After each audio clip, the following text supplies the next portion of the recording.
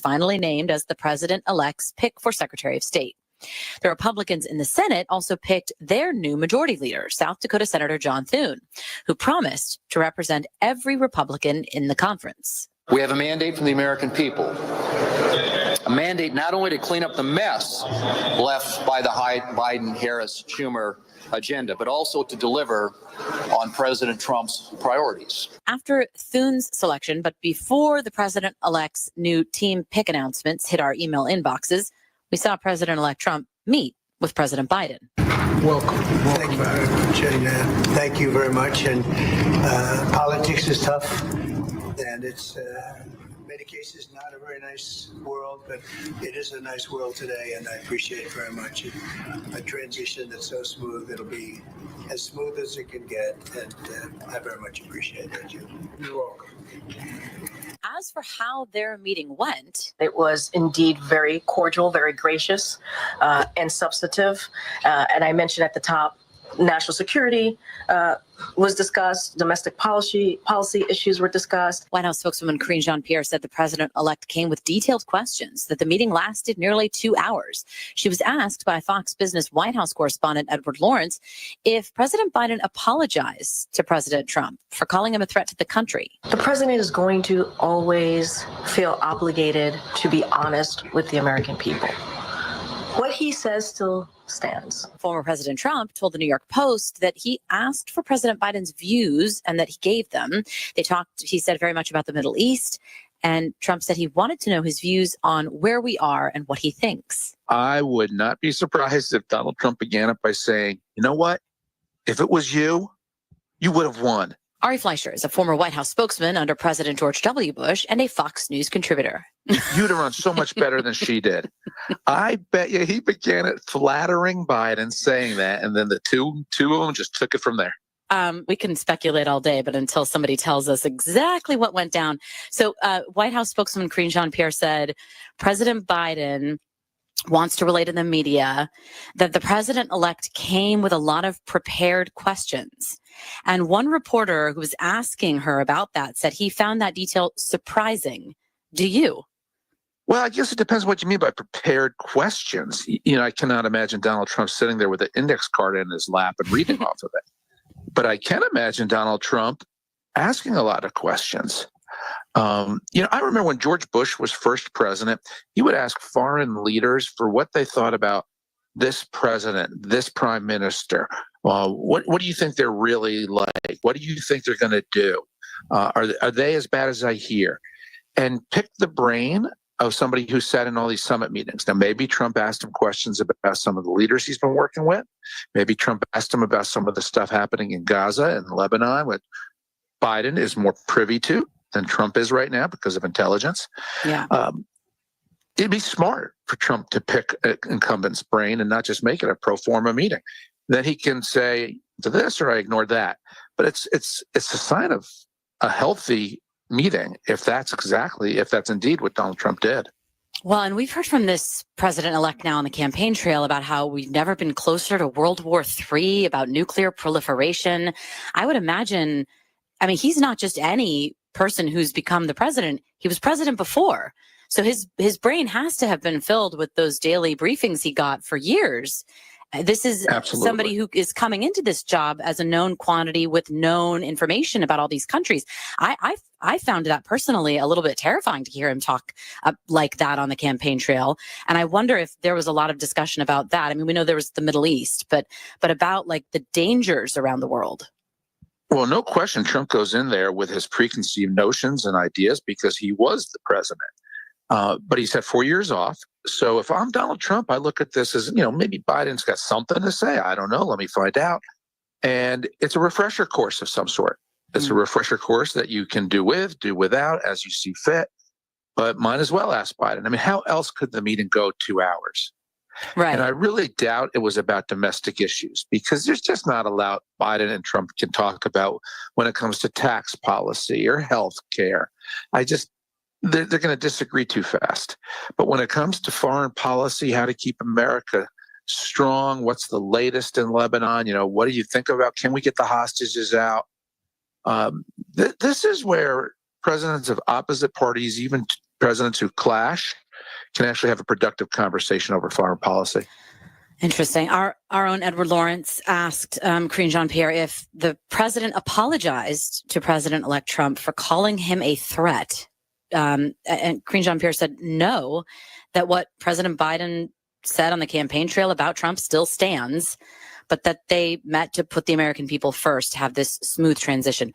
Is that complicated, or is that No. Is that bygones? We've had the meeting. It's over. No, I was actually this afternoon meeting with Bruce Blakeman, who's the Nassau County executive in New York. And he said to me that in politics, only amateurs hold grudges. And he's right about that. Biden and Trump are two old professionals. And I'd be surprised if either one goes into a meeting like that holding grudges. If they did, it wouldn't be a 2-hour meeting. Okay. Yeah. Talk to me. We have some other news of the week. Very important. We have a new Republican Senate leader.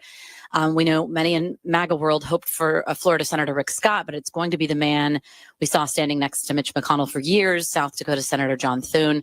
He said they're united.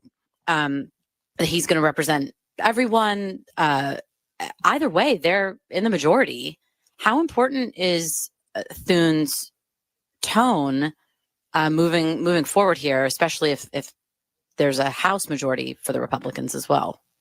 Well, more than his tone is his leadership skills. Can he keep the Republicans united for the Trump agenda? What will he do about Senator Susan Collins or Lisa Murkowski, Collins of Maine, Murkowski of Alaska, who are much more moderate? Does he have the ability to keep the caucus together? Can he pick off any Democrats?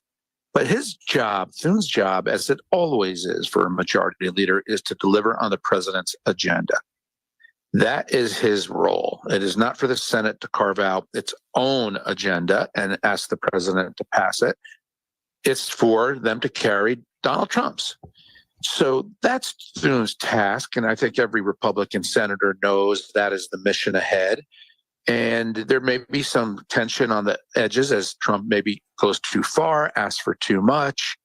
I think the nomination of Pete Hegseth as Secretary of Defense, and I think that Matt Gaetz has been named as Attorney General, those hearings will be important. I do think you're going to see the importance of both those nominees living up to it, answering the hard questions, showing that they can win those jobs. And I think both should be able to. But the Senate will test them, and that's the role of the Senate. Yeah, your thoughts, Ari, on some of the picks. We did get some announcements Wednesday. Tulsi Gabbard, for example, for Director of National Intelligence. The earlier report was Matt Gaetz for Attorney General. Might some of them have a difficult time in Senate confirmation with people like you just named, Susan Collins and Lisa Murkowski? Yeah, I think especially for Pete Hegseth, who is a great guy. I think if he didn't work for Fox News, the Democrats would not oppose him. If he had been a combat veteran, a major who ran a veterans organization, the Democrats would have said, sounds good to me. But because he works for Fox, they're going to want to oppose him. But I do think there is a responsibility on Pete's shoulders to show the Senate and show the world that, yes, indeed, he can run a gigantic agency like the Pentagon. So this is an opportunity for Pete to show that. And that is exactly what a nomination process should be, frankly. Same thing for Matt Gaetz. Matt Gaetz is a lightning rod. A lot of people think he's controversial. I suspect that Speaker Johnson may be glad to see Matt Gaetz get nominated to be Attorney General and have somebody replace him in the House. But the burden is on the nominee, but the nominee should also look at it. This is my opportunity to show that I've got what it takes. And the one theme that Trump has clearly established with everybody he's naming is they're outsiders. They are not part of the Washington status quo. They're going to go into their agencies to shake things up and change Washington.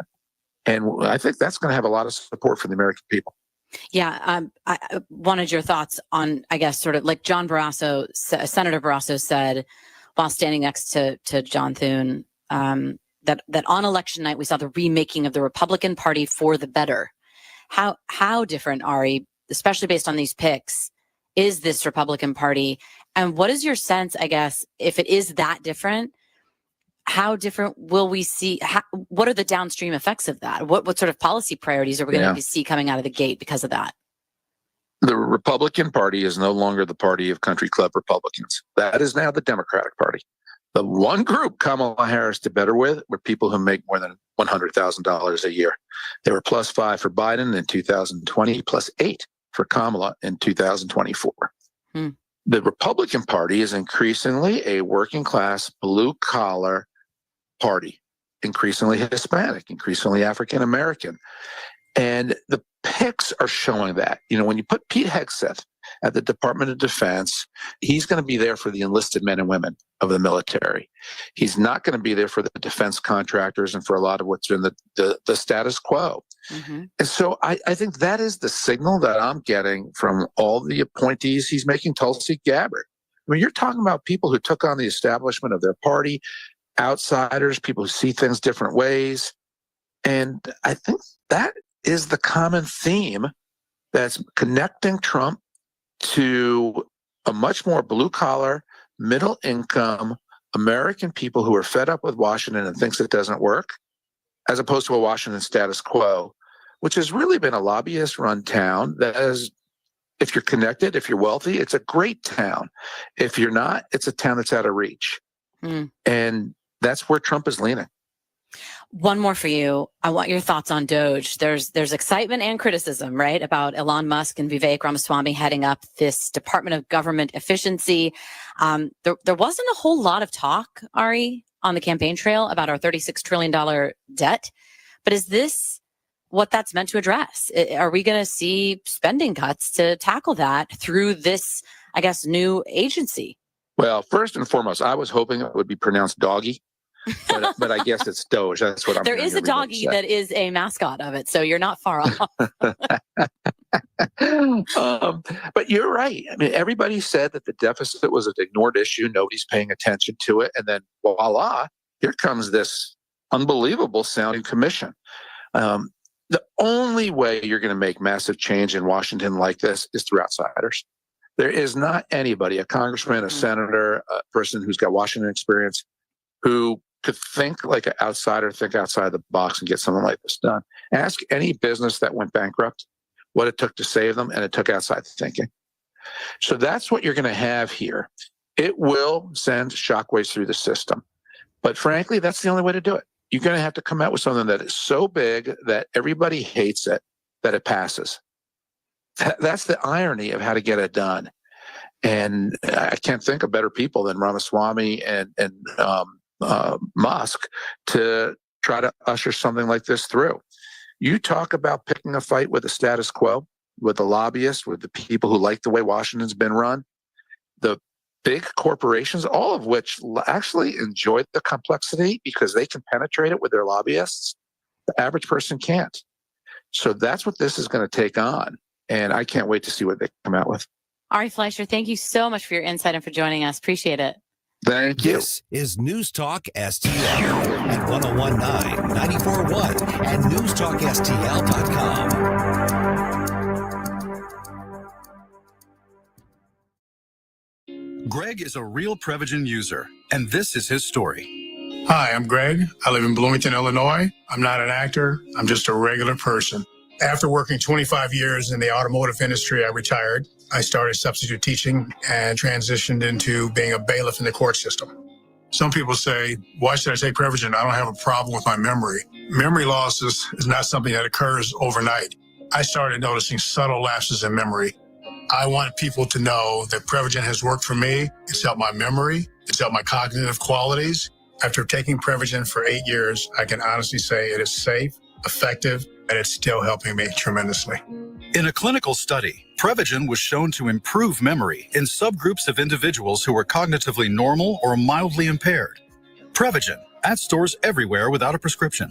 This product is not intended to diagnose, treat, cure, or prevent any disease. Testimonialist was compensated for their time. Are you having trouble hearing? Hearing loss can devastate the quality of your life. Now, there's an affordable fix for you or your loved one. Rated in the best hearing aids of 2024 by USA Today, Audion Hearing has the highest quality hearing aids at the lowest prices, just $189. actually like them better than my old $5,000 hearing aids. I could not believe how my hearing and life changed. Join over 500,000 happy customers by going to audionhearing.com. That's AUDIEN hearing.com. Former CIA officer Jason Hansen here. In my line of work, I've seen firsthand how fast the world can change. With rising geopolitical tensions and inflation eating your buying power, it's time to take action. For me, that means gold. And for gold, I exclusively trust Advantage Gold. I urge you to do the same. Call them now at 800-900-8000 for a free gold guide to discover the security that comes with owning precious metals. Again, call 800-900-8000 today. Paid for by Advantage Gold. Performance may vary. Past performance is not indicative of future results. Always consult your financial. On the next, Larry Connors, USA. Trump continues to roll out his cabinet nominations, and they're looking great. Just can't wait to get them on board. Larry Connors, USA. Now, weeknights 6 until 8 on News Talk STL. Hey, want to amaze your friends when they visit? They will be impressed when they see your custom-made drapes, blinds, or shutters. Michael Proctor will personally help you pick out the correct colors to truly showcase your home. Then he will actually design and personally install everything. No overhead markup. That's going to save you a lot of money on drapes, blinds, or shutters. Call for an appointment at your home. Spell Proctor like doctor. Tony Colombo here for Gutter Pros, your all-in-one gutter service team that brings years of experience and quality that's affordable right to your doorstep. We discovered Gutter Pros a few years ago when we bought our home and inherited a gutter issue that was on the road to becoming a potentially big problem, but thanks to Gutter Pros was stopped before causing any major damage. They've also repaired the siding on our home because along with gutter repair, gutter installation, and leaf protection, the Gutter Pros are also the best for siding repair and installation. Learn about all the ways Gutter Pros can help your home at gutterpros.com. The Vic Porcelli Show. Speaker Tim Jones, whoosh my speaker. Why did the men and women who sacrificed and died for this country get one day each year, and those who have to tell us what their sexuality is get an entire month? So instead of MAGA, they can be MAFA. Make America fabulous again. Vic Porcelli, live and local, weekday mornings at 9 on News Talk STL. Tim Jones here for AMF Electric. AMF Electric's industrial team, noted for its go anywhere, meet any need, and delivered on-time service. In fact, over the last almost 60 years, AMF Electric has never failed to meet a customer's needed completion deadlines. At AMF Electric, they're unabashedly pro-American. They love to work with like-minded individuals and business owners who believe in freedom of economic choice. Call them 314-647-4066. Online, amfelectric.com. That's amfelectric.com. Like any good conservative, we have our principles and our values. If you find yourself feeling out of place in the world, I don't even know how conservatives can even take their head out of the ground long enough to complain about anything. You're trying to call us conservatives Nazis. I think they ought to be ashamed. it's comforting to know conservative values haven't been abandoned everywhere. All we want is freedom and liberties and less government. I'm not a Democrat or Republican. I'm an American. Welcome home. Because everyone gets a voice. This is News Talk STL. News and information. Welcome home.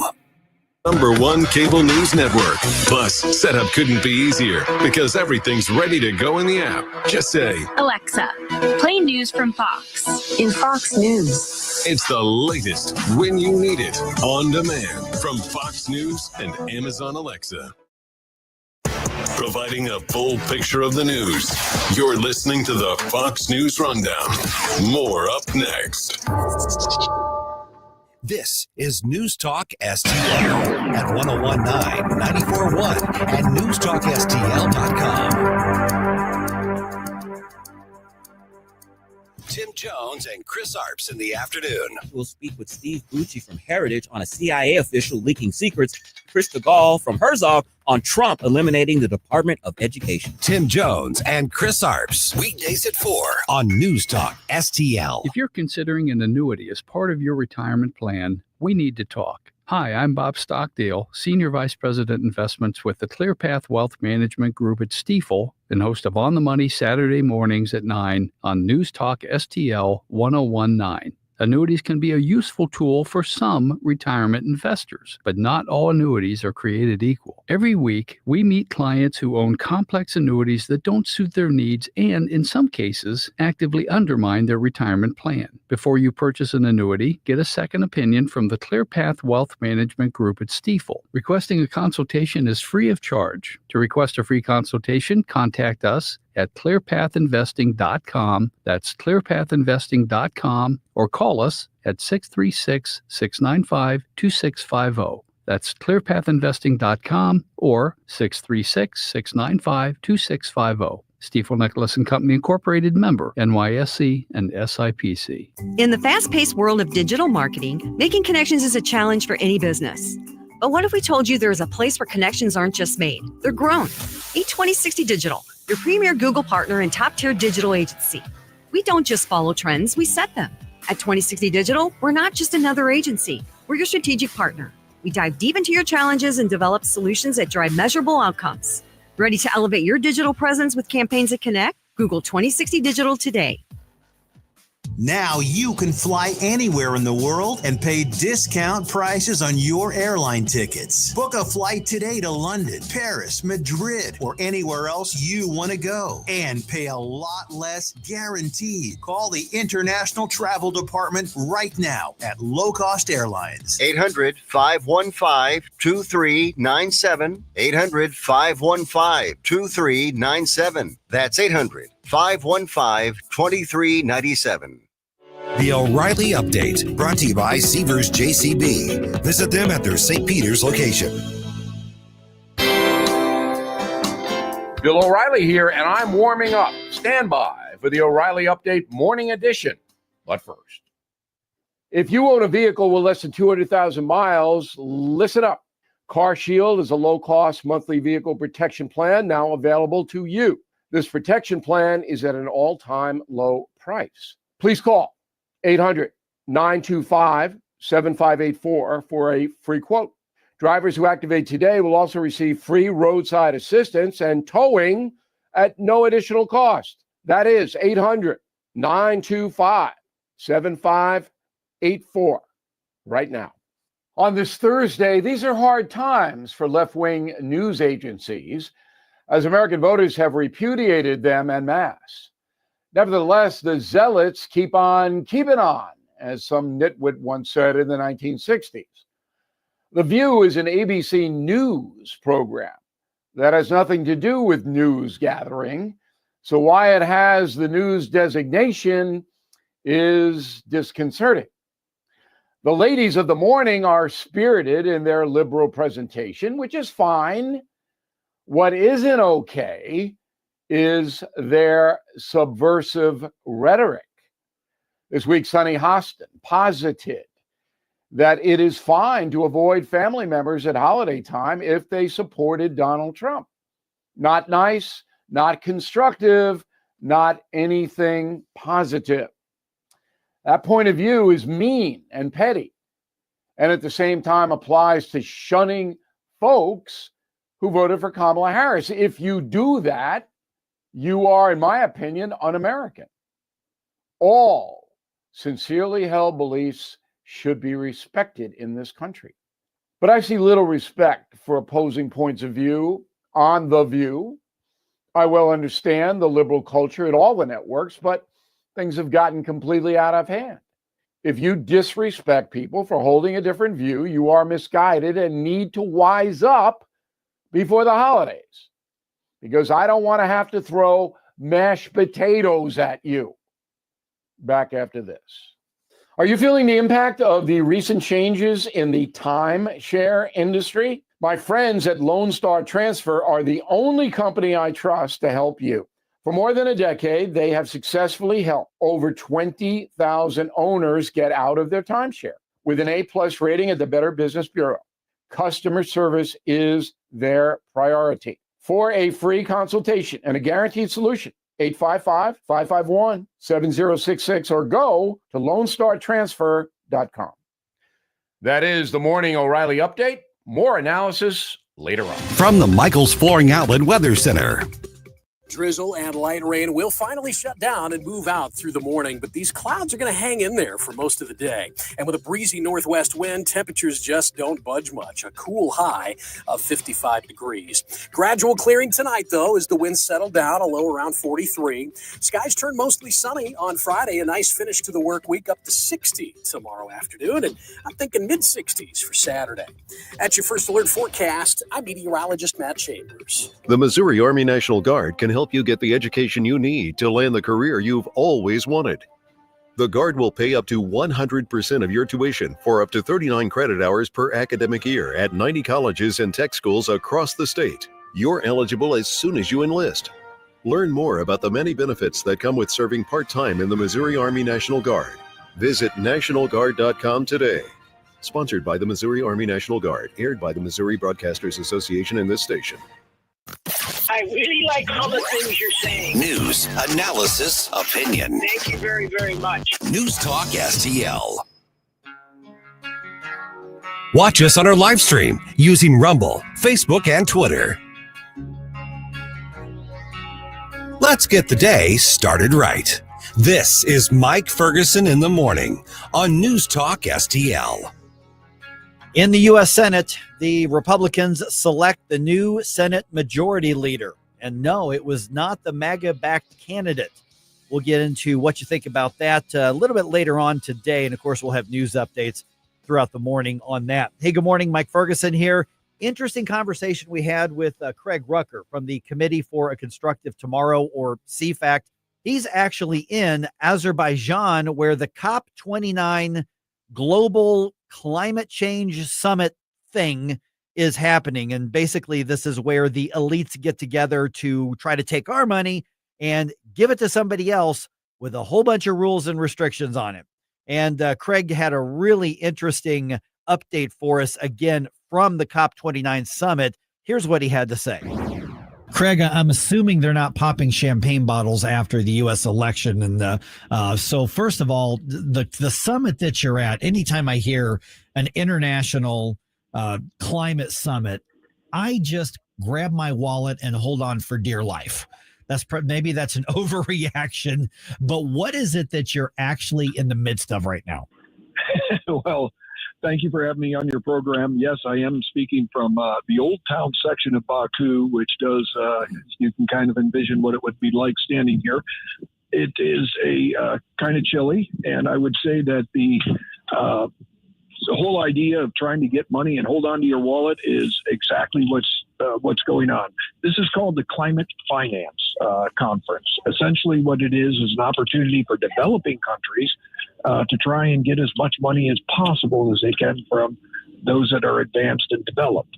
That was the the reason that they're having this thing. The delegates flying in from around the world are overwhelmingly the leaders coming from the developing world, places like Morocco and Chad and Bahamas and places like that. Missing at this conference are many world leaders. You don't see anybody from the main industrial nations like China and India and the United States. And I mean, we have a delegation here, but no world leader like Biden came here last year. So basically, the ones that want the money are showing up. Those who are handing out the money, with few exceptions. Starmer came from Britain, but for the most part, very few have come from the developed countries. Good morning, Craig. Gabe Pfeiffer here. So, what is the, I guess, the stated goal for these guys? I mean, we understand that this is all really a grift and everybody's just trying to get over on one another. We kind of understand what goes on in that regard, but what are they supposedly working towards? Well, a few years back, they set up something called the Green Climate Fund, and this is to help nations handle their climate challenges, typhoons and tsunamis or hurricanes that hit their countries, which have always happened, but now they're crediting our emissions in the West with causing them. And this climate fund is something that developing nations can draw into to help them acclimate to any sort of climate changes and maybe mitigate and do some things to help with their energy infrastructure. So they want $100 billion, although they haven't really ever gotten that. Oh my God. They're looking for anywhere from 2 to 500 billion. And today at the conference, they've even put in for $1.2 trillion a year to be drained from the Western economies to be given to the poorer ones. So is there any discussion of what happened in the U.S. elections? I mean, obviously not just with Donald Trump, but with the Democrats losing power pretty much across the board. Are they looking at, okay, you know, the biggest nation that we want involved in all this, meaning we want the money from, just had a big shift in direction politically in leadership. How is that affecting things? You know, we did for fun, because we've been going to these things for years, wear MAGA hats coming in here. We expected to get razzed for doing that, but we were not. Actually, interestingly, a lot of the people who are attending this are just your regular Azerbaijani workforce, wanted the hats. They were taking selfies with them. Taxi drivers driving in here, every time you see them, they can't speak much English, but they do know the word Trump and are giving us a thumbs up. So I think the rank and file people that we've met, even especially from the developing world, all look to him as someone who fights for the little guy, and we're very happy to see him be elected. Now, that's not to say that climate delegates from the nations, certainly not the NGOs from Greenpeace and Sierra Club, but it was a very mixed reaction. And I think they're looking to him for leadership, and they actually think that abandoning fossil fuels is not the way to go. In fact, the Azerbaijani president shocked everyone yesterday when he lectured everybody about, you know, the importance of fossil fuels, because they're certainly using them here. You can't drive around town without seeing oil rigs and oil wells right on the outskirts of Azerbaijan, Baku. And so I think there's a turning tide here, and I think Trump's leading the charge. Good morning, Craig Stalpontikis here. So you're in Azerbaijan, which folks may not know exactly where it is, but it's east of Turkey, I think, and north of Iraq and Iran. So you're kind of in that area of the Middle East. Yes. It's a charming place to be near the Caspian Sea in November. That's it. Caspian Sea. Okay. Are you seeing any influence there from the World Economic Forum? Do they have any say regarding what goes on at this summit? You know, they're kind of an invisible force behind here. Yes, there is some. Some of the leading bankers have shown up in this particular conference, pledging that they are going to help fulfill these demands to fill the Green Climate Fund of $100 billion, and somewhere between $100 billion and $1.2 trillion a year. But I'm not sure how they're going to do it. Anyway, they are in negotiations. That has a lot of people here excited that they are pledging to do this, and I'm not sure how they hope to achieve this, but they do have a presence here. We are visiting with Craig Rucker from CFACT. Okay, so what is it that they want these developing countries to do with the money that they would take from nations like ours? And is there any talk about regulations or restrictions on the United States or other developed companies or countries? Is it just about the money being redistributed, or is it also about some sort of requirements or regulations on us? I don't know as though there's requirements or regulations as much on the United States. They would just be the source of getting the money. But there would be requirements and regulations on the countries receiving it. And that's kind of a poison. I had a conversation with a delegate from Sierra Leone just the other day, and he was saying that one of the issues with taking the money is they have to pledge to go carbon neutral. So they can put in a bunch of solar panels and windmills, which of course don't produce much electricity, and they're supposed to forego the types of fossil fuels that are used by modern economies to really develop. And of course, these countries have a hard enough time trying to feed their people, and solar and wind is not going to do the trick. It's enormously expensive, but that's kind of the quid pro quo. You take our money, you pledge not to use fossil fuels, and that has, some of the delegates quite upset, and understandably so. It's almost like a welfare payment, basically to not take a job and just depend on us for the money. So, it's our hope anyway that we can talk to them about the foolishness of this, and that they ought to really just forego any of this aid that they're getting from the UN and plot a course for free economies, free markets, and develop their countries in a way that will actually bring true prosperity. So, Craig, I honestly would have thought, especially since you said some nations are not there, no representatives there, I thought somebody like John Kerry would have been there, especially flying in on his private jet. And are you surprised that Kerry is not there? I am, and I'm not. I can't confirm whether or not he actually did show up. I do know Podesta showed up because they had about 100 world leaders. Almost all of them were from developing countries, but we did have Podesta show up and kind of represent the United States. And he gave a speech where he basically apologized about the American people having elected somebody. He said that he's convinced all the delegates are as disappointed as he is. And, but basically urged them all to kind of hold their noses. We had Trump in before for 4 years. We weathered the storm, then we got real leadership with Biden, and basically we can do that again. So I'm not sure how that was received. It didn't strike me as it was well received. Sierra Club came up and also gave a speech, a representative from them saying essentially the same thing, that, being apologetic for America, that we've gone a big step backward and lost our global leadership on climate change, which, for those of us who are climate realists, we applaud this change in direction because we think it was foolhardy the direction Biden was taking us. But there was that sort of representation on behalf of our country here in Baku. As I understand it, in addition to trying to extract, billions and billions of dollars from the West, they're also looking to curb free speech and reduce, food. Yes, exactly. Although they're having a difficult time of that because more and more in the developing world are speaking out against what the UN is doing. And, it's actually somewhat encouraging. That said, there's always the poison of trying to get international aid. And that's why a lot of the representatives are coming here hoping to get the handouts. And you also have a bunch of renewable energy companies doing the same. They divide this up into a green zone and a blue zone here. The blue zone's where the delegates go. The green zone used to be where the nonprofits go and the activist groups, but they've been more and more taken over by companies. And you'll see those selling renewable energy, solar panels, new technologies for batteries, electric vehicles, and things of that sort that are paying big prices to come here. They even have a gift shop now. So you can go to the COP29 gift shop and get souvenirs for having come here. They got merch. Yeah, it's becoming quite a circus.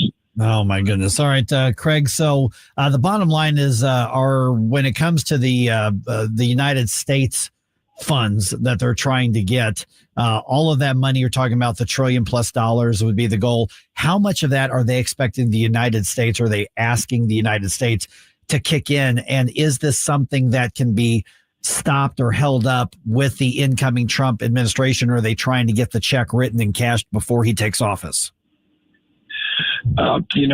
We have history on our side. I know Obama did that before he left office. He parted with giving the United Nations a very nice, gift, realizing Trump was coming in and going to pull us out. I don't know if Biden's going to be able to do the same, but it would not be beyond, history has shown that that's not beyond the realm of possibility.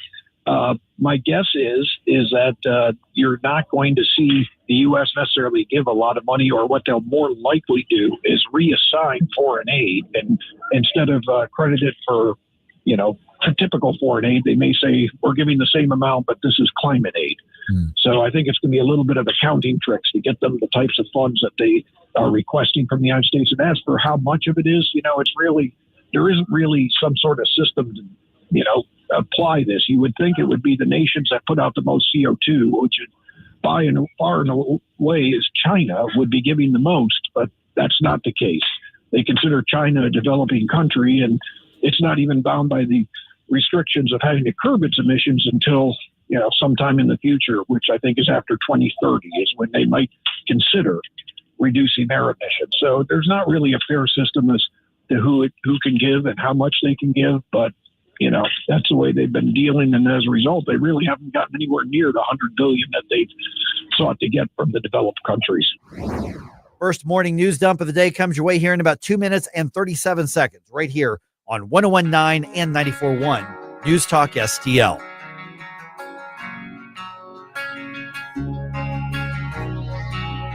For podcast articles and more, find us on newstalkstl.com. Get up, St. Louis. It's Mike Ferguson in the morning.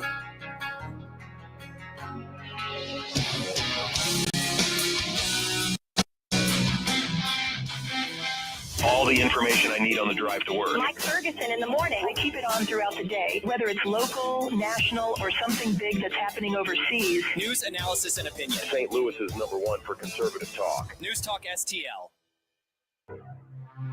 Parents want more choices rather than fewer when it comes to their children's education.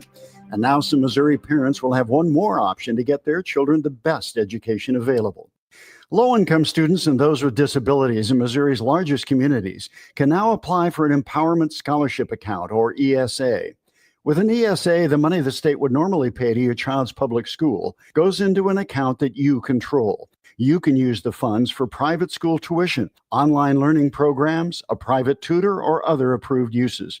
You can tailor your child's education. For too long, Missouri officials have operated on the mistaken notion that parents only need one choice. They're assigned public school based on their address. ESAs put parents in charge. It's school choice at its best, with money following the students to the place that best fits their needs.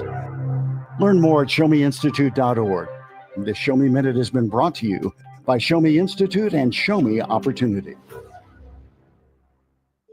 News Talk STL is proud to have Doug Voss of Safe Bunny Radio as part of our lineup each week. Doug has been a staple on the Sabos radio airways for many years as one of the leading financial experts in the area. You can now hear Doug and Safe Bunny Radio 3 times every week yet on News Talk STL. But in case you miss anything, you can check it all out at DougVossSafeBunnyRadio.com. What else do our listeners need to know, Doug? Simply put, I focus on helping pre-retirees and retirees build, preserve, and protect retirement assets, and I've been helping my clients solve their insurance and financial needs for the past 33 years. I also strive to educate my clients on how to prepare for retirement, minimize the impact of market volatility on their assets, and deal with the challenges of increased longevity. Call me today at 844-676-SAFE. That's 844-676-7233. Doug Voss is a registered representative. Securities offered through DHL Securities, LLLP. Member FINRA and SIPC.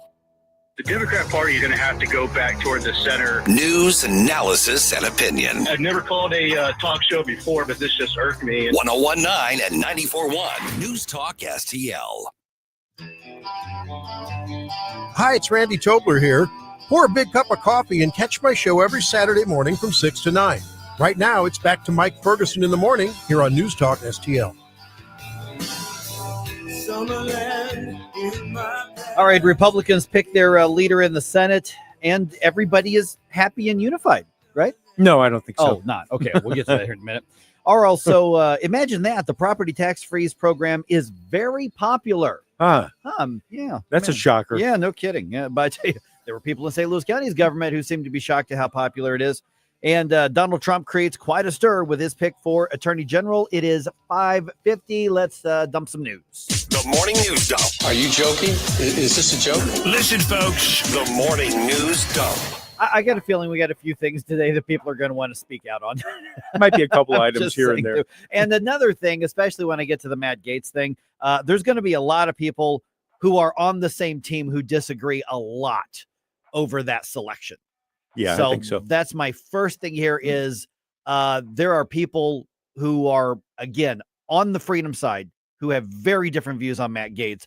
I think this is the place to hash that out if you got different thoughts on this. All right, St. Louis County pausing the senior property tax freeze program for just a few days. This is turning into a saga. Oh, my goodness. So this is a problem, I think, that is almost a good problem because it proves the point as to how much this program is needed. So here's what's going on. The county will resume taking applications Monday morning, but you can't go online and take applications. You can't go into the office and do applications right now, but they'll resume on Monday. And that's because of a high demand. And because of that high number of applications, the system is now bogged down. The system's now behind, and they need to upgrade the software. So that's why they shut it down, so they can do this big software upgrade to handle all of the applications and process everything. Over 30,000 applications have already been submitted, and this is just St. Louis County alone. The appointments now, if you've already submitted yours and you've already got an appointment to meet with somebody at the Department of Revenue, which is the next step, those appointments are not affected. Your appointment still happens, still show up. So there are appointments today and there are appointments tomorrow, there are appointments Monday. Those are still on as scheduled. Do not cancel. Those have not changed. All right. Just so everybody knows that. 30,000 in one county. No wonder Sam Page didn't want this thing to go through, because that's a lot of tax increases that he's losing. Yeah, it is. Yeah. So they're going to have to, I don't know, be fiscally responsible. That would be another shocker. Yeah. Yes, it would. But we're pulling for you, Sam. Come on, buddy. Yeah. Come on. Man. By the way, that would be a shocker thing at all levels of government. We're talking about that later on today as well. Okay. Republicans have elected South Dakota Senator John Thune, the next Senate Majority Leader. The 63-year-old Thune is in his fourth Senate term and has promised to work closely with Donald Trump, despite differences the two have had in the past. In fact, he'll be a crucial part of the incoming president's ability to push through his policy agenda. Thune managed to beat two opponents, Rick Scott of Florida and John Cornyn of Texas, both with stronger pro-Trump credentials. In a statement, Thune said he was, quote, extremely honored to have earned the support of my colleagues. Bob Agnew reporting. So here, Eric Schmidt voted for Rick Scott. Josh Hawley, as we know, was behind John Cornyn as well. Okay, so in response to this, Senator Tommy Tuberville from Alabama went on Fox Business to react to the vote. On the team, he'll work with President Trump. I voted for Rick Scott because I thought he could communicate better with President Trump, because they were both in the business world. But John Thune got the nod. Let's go. We're not going to have a lot of time to waste. I think he'll do a good job. But again, President Trump and J.D. Vance are going to be running the Senate. Okay, so I think maybe we'll see the U.S. Senate, the Republicans, sort of close ranks for a little bit and say, no, we're on the team. We had a different vote, but now we're moving forward, which is fine. That's great. I'm okay with that. Yeah, absolutely. I have a bit of a problem. Maybe that was a slip of the tongue at the very end with Senator Tuberville. The president and the vice president should not be running the Senate. I don't care if they're the same party or not. That should not be the case. And I hope that's not the mindset, even among the Republicans in the Senate. There's a reason that we have a separation of powers, and each is supposed to put the other in check. So I hope that that's not the mindset that we see. I just want to point that out. Yeah, we'll see how it goes. Yeah, precisely. Because I think wasn't there a suggestion of taking a few days off, something to that effect? Yeah. And I don't think you can suggest that from up above. That's a decision they make within their own their own group. Right, exactly. Well, Donald Trump, went to meet with many senators, and he obviously had his pick who he wanted. And there's nothing wrong with him lobbying for who he wants, but the Senate should be independent of the presidency. And that doesn't matter if it's the same party or different party. That's a massive structural thing that's bigger than any one person in Congress. So that's just one thing I want us to keep an eye on here. Okay, so Donald Trump, now think about this. He has chosen several members of Congress to fill upcoming positions in his cabinet, and in other words, especially from Florida. As we know, we're talking about this in more depth a little bit. Matt Gaetz, now former congressman, because he's already resigned from Congress. He is Donald Trump's surprise pick for Attorney General. Mike Waltz, congressman out of Florida, national security advisor. Senator Marco Rubio, obviously, for Secretary of State. So where does this leave the Republicans in the U.S. House, who barely had a majority to start with? Well, what little majority they had is getting cut back even more because of the appointments here. So Speaker Mike Johnson was on Hannity last night on Fox to say that they are going to fill those seats probably quickly, but they are really going to need a certain governor's help in that. He'll be an active participant. We'll get this done. We're assured to have Republicans reelected in all these seats, and we'll work with a smaller majority of one or two for the amount of time that we have to, but we're going to be very aggressive. And so they're already in talks with Governor DeSantis to get elections called as quickly as possible. And then obviously with an appointment to the U.S. Senate, should Marco Rubio be confirmed as Secretary of State, which I couldn't imagine him not being confirmed. So Governor DeSantis is going to pick a U.S. Senator here pretty quick in January. All right. President Biden hosting President-elect Trump in the Oval Office on yesterday. Politics is tough, and it's many cases not a very nice world, but it is a nice world today, and I appreciate it very much. A transition that's so smooth, it'll be as smooth as it can get, and I very much appreciate that, Jim. You're welcome. Okay, so it does look like there is going to be a fairly peaceful and seamless transition. So far, give credit where credit's due. That's what it looks like so far at this point. And they met for 2 hours. Yeah. So. Now that could be because everybody had to keep saying the same thing over and over because Joe Biden kept forgetting. No, I'm sorry. I didn't. I shouldn't have said that. Yeah, but you know what I mean. All right.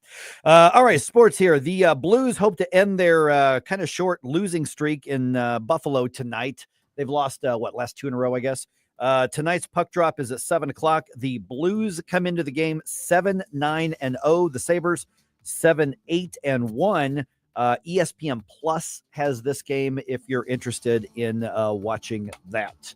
All right, just ahead here. I want to talk about this property tax freeze. People really want government to be cut. Okay. You can start seeing some action on the housing market. Will it benefit you? Should you do something one way or the other? May I suggest you talk to Jen and Rodney Wallner, the Wallner home selling team at Berkshire Hathaway, licensed in Missouri and Illinois, selling 15 times more homes per year than the typical realtor. With the Fed once again cutting interest rates, there is going to be a lot of action. And where should you be when the action starts unfolding? Jen and Rodney, as a wife and husband, they can look at that and your family and what your needs and your desires are and help you reach a conclusion. It begins by you calling them. 314-810-SOLD. 314-810-SOLD. Jen and Rodney Wallner, the Wallner home selling team at Berkshire Hathaway. Talk to them. Get some solid expert answers now. Are you a St. Louis small business owner looking to boost your brand? Blue Ocean Media Group offers affordable video production that packs a punch. From social media content to branded promotional clips, we'll help you stand out in the digital crowd. Professional quality, small business prices. Let's tell your story together. Learn more at blueomg.com. That's blueomg.com. Blue Ocean Media. Big impact videos for small business budgets. KLGY HD3 Clayton, K270BW Bellefonte, KNBS Bowling Green. This is News Talk STL at 1019, 94.1, and always streaming at newstalkstl.com.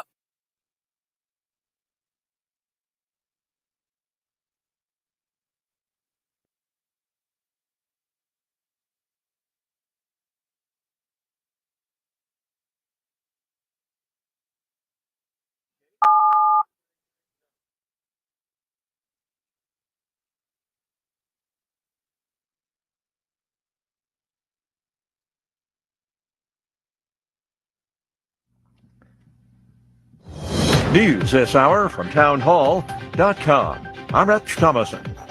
Speculation that at least one of President-elect Trump's nominees could unleash a battle royale. It's a choice of now former Florida Republican Congressman Matt Gaetz for Attorney General. Not only has the left gone ballistic, never-Trumpers on the right seem to be equally upset.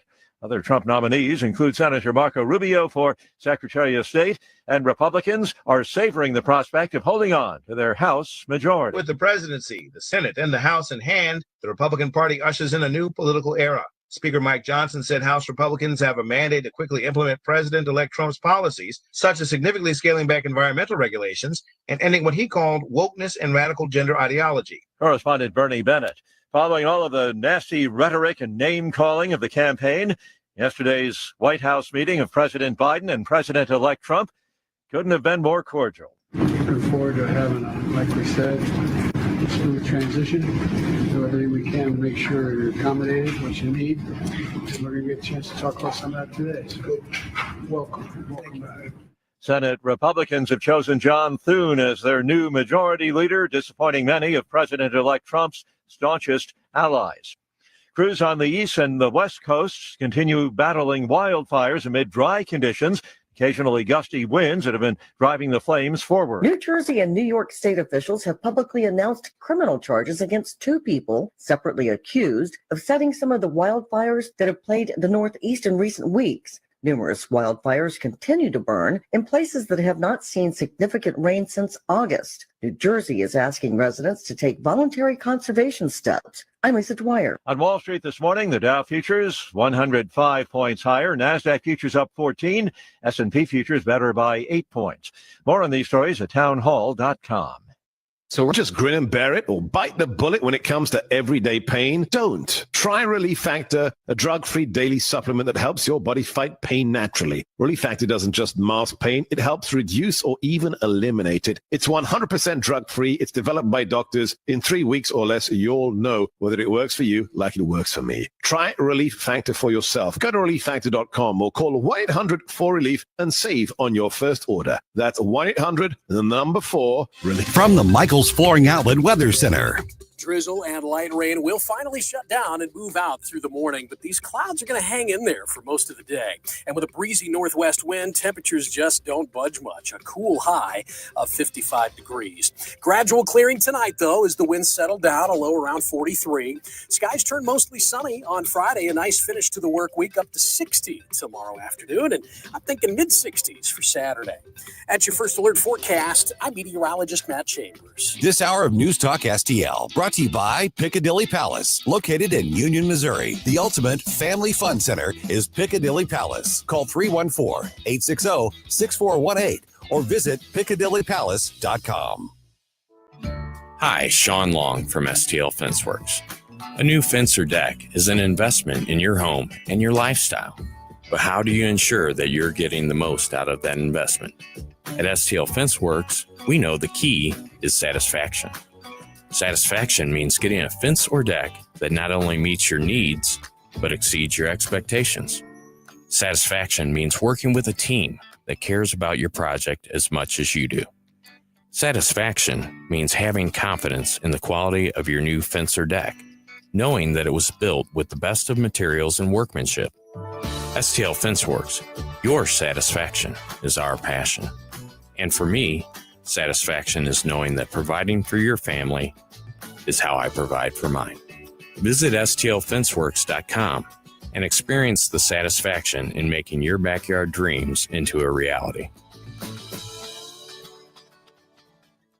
Conservative talk for St. Louis. It's your patriotic right and duty. The government needs to step up and do its job. This is News Talk STL. It's well-balanced conversation. News, analysis, opinion. Mike Ferguson. It's a miracle we're not in prison. Gabe Pfeiffer. Are you kidding me? Get up! Get up! Can't you hear the alarm? Get up, St. Louis. Yeah, it's kind of a thing. Mike Ferguson in the morning on News Talk STL. Get up! Get up! This is your cousin. Good morning to the people of St. Louis. I don't know. I mean, if only we had something to talk about today. Man, another boring morning. Nothing going on. Super slow news day. Oh my gosh, I've scrounged up a few things. All right. Let's talk baseball. Oh, I'm always up for that. Absolutely. Most exciting thing happening in baseball near here. Some guys from the Royals are winning some big awards. I can't come up with anything in the Cardinals right now. That's as close as it gets. We had to go 4 hours to the west to have some good baseball news right now. All right. Are we entering an era of actually cutting government? Oh, God, I hope so. We all hope so, and we all say that, but I'm going to tie together, not just some national stuff, but some local stuff as well. We'll see if it happens, because I have learned in my 52 years of life on this planet not to get too hopeful. Oh, gosh, no. Because politicians make promises. Yeah. You have to do things that politically tie the hands of politicians. Yes. You have to deliberately divest yourself and your institution of power. And in doing so, possibly piss off people who would otherwise elect you. Yes. Also. Yes. So you're shooting yourself in the foot twice, but to better the country. Here's something to keep in mind. One of the people, one of the writers who basically convinced me to consider small L libertarianism was a writer by the name of Harry Brown, Browne. And he was the Libertarian Party's presidential nominee a couple times. One of my favorite books. And actually, my wife actually just few months ago, because I had a copy of it, and it was one of my favorite books called How I Found Freedom in an Unfree World by Harry Brown.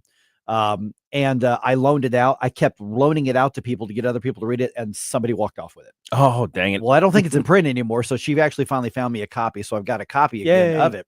But one of the things that jumps out from what he wrote and what he said when he was doing, media stuff and all that sort of thing, because he was a financial writer, is what he was.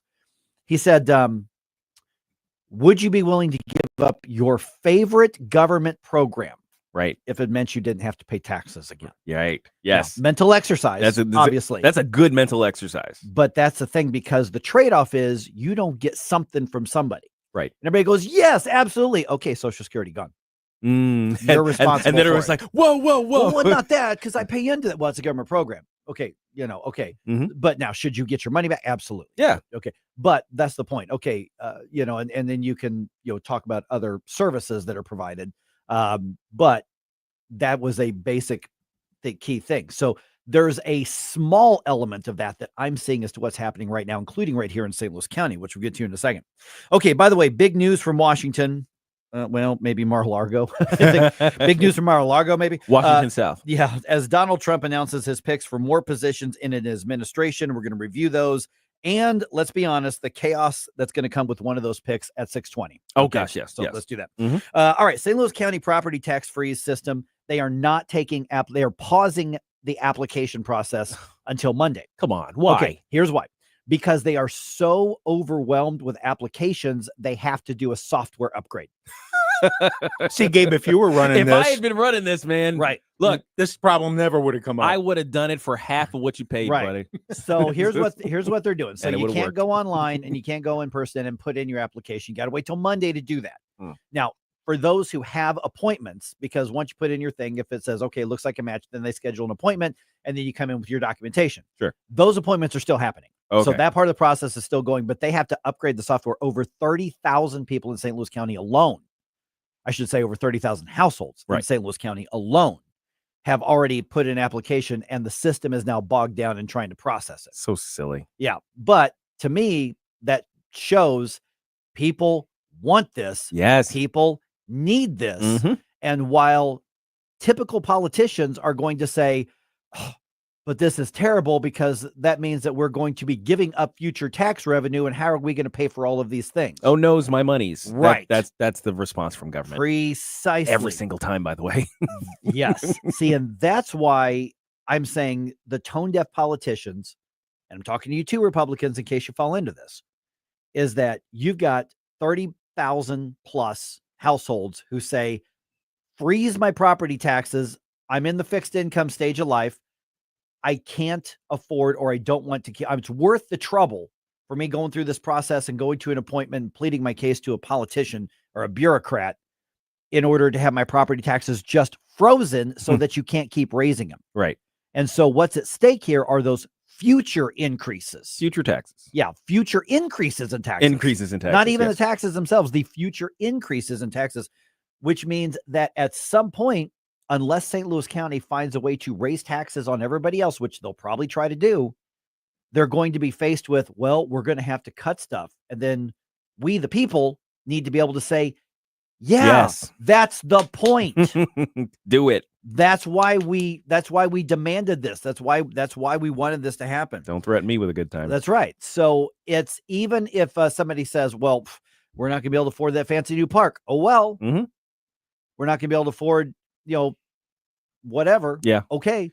But what they're going to do is say, well, we're going to have to cut in the police department. No, you were given, you were given Prop P money. Right. He's like, you wasted it. Don't lie to me. Right. Exactly.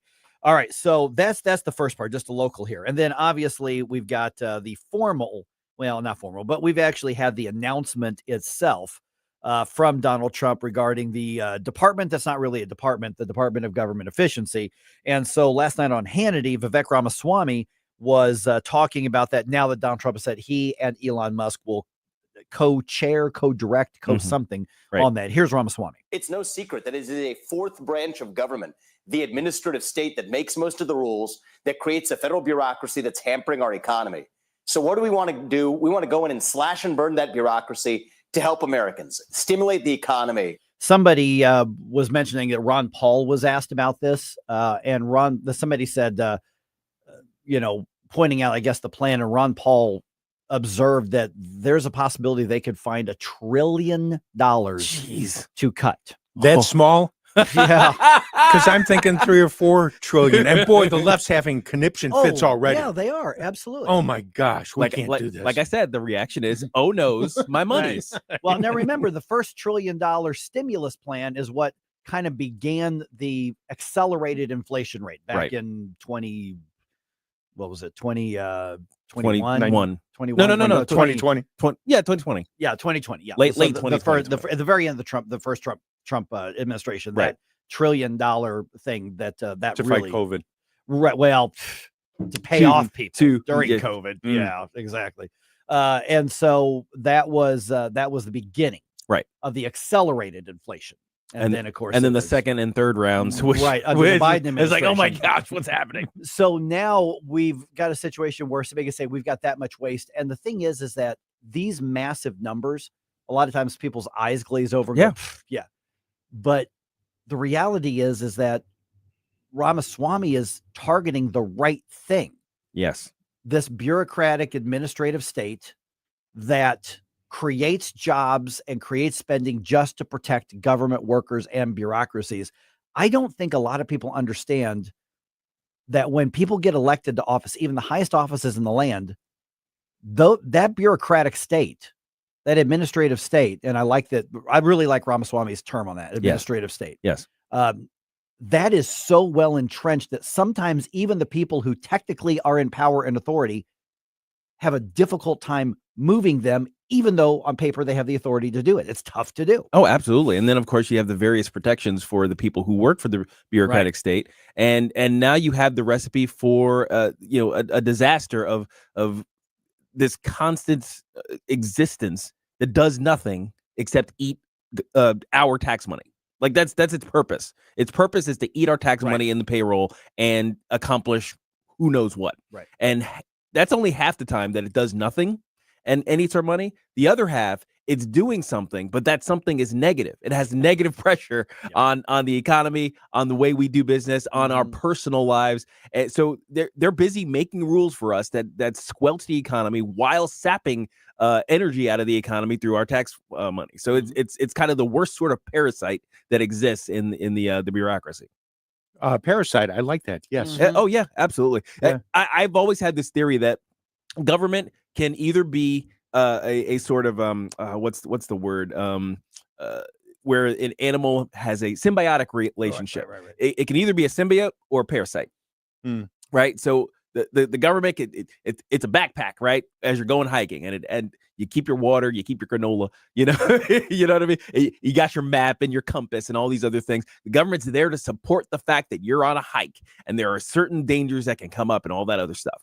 But then you start packing all kinds of other stuff in there. It's like, well, I would really like to watch my streaming show, so I'm going to bring my TV and a extended Wi-Fi system that needs a battery, and you know what I mean. And so then all of a sudden you're trying to hike with a giant pack that is keeping you from actually moving. It's a negative effect on what you're trying to accomplish, which is scale the mountain. And none of the stuff in the pack is ever discarded. And none of the stuff is discarded. No. You're stuck with it forever. Every time you think of something new, it's like, oh, you know what? Yeah, I when would you say really TV, like. You mean the big tube one with the that weighs 50 pounds. A console, yeah, because it's government and it's inefficient. It's like, we can get a console for $50, so let's get the console. The union that makes these has a contract. We have to keep using these. Exactly. Well, it's like that old joke, about the word politics itself. Poly, of course, being Latin for many. Yes. And ticks, of course, meaning blood-sucking parasites. Exactly. Yeah.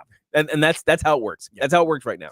All right, let's talk about the two big names who were announced yesterday for Trump's incoming administration. Obviously, the big one, Matt Gaetz. Tulsi Gabbard, any other news day would be the big one. Oh yeah. But that got quickly overshadowed by the Matt Gaetz announcement, which stunned basically everybody. Yes, and it has become quite controversial. Chaos is guaranteed to ensue already. So let's talk about that right around 6:20 here on 101.9 94.1 News Talk STL. Like and subscribe to us on Rumble. News Talk STL.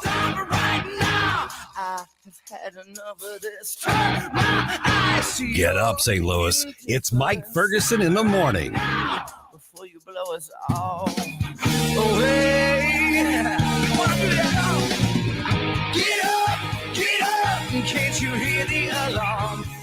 reliable auto service from people you can trust? Look no further than Western Tire and Auto. For over 15 years, we've been your complete automotive repair center, family-owned and operated, with owner Dean Cleathermes bringing 30 years of industry experience. At Western Tire and Auto, you're not just a customer, you're family. We promise 100% satisfaction, treating you with the transparency, respect, and honesty you deserve. Visit us in St. Peters or in Florissant. For appointments, call or check westerntireauto.com. Western Tire and Auto, your local automotive experts since 2008. Tim Jones and Chris Arps in the afternoon. Cassidy Bowen Anderson with Vote No on 3. My birth mother was 13 years old when she was unfortunately sexually assaulted. She said, I choose life. She had me. I was adopted, and she went on to have a very successful life. She is a Navy veteran, a mother to 6 kids, and lives right here in the state of Missouri. Tim Jones and Chris Arps, weekdays at 4 on News Talk STL. Looking for a top-quality tactical gear and expert advice? Look no further than Discount Tactical, your one-stop shop for all things firearms and self-defense. Located in the heart of Warrenton, we've been serving the community for 3 years with our friendly, professional, and knowledgeable staff. From custom AR builds and silencers to the largest selection of parts, we've got you covered. Self-defense weapons, SBRs, knives, ammo, custom holsters, weapon lights, optics, and body armor. Discount Tactical. Online at discounttacticalarmory.com or stop by today and gear up with confidence. Hello, fans of the paranormal. I'm Frankie, host of the newest show on News Talk STL on a Garage. And we'll be discussing everything paranormal, from ghosts, demons, hauntings, and aliens to skinwalker, Bigfoot, fairies, and the Chupacabra. Every Saturday night between 9 p.m. and 10 p.m., me and Jeremy will discuss mysterious events in St. Louis and surrounding areas, including gateway families and unsolved true crimes. That's right. It's all right here exclusively on News Talk STL from 9 p.m. to 10 p.m. every Saturday night.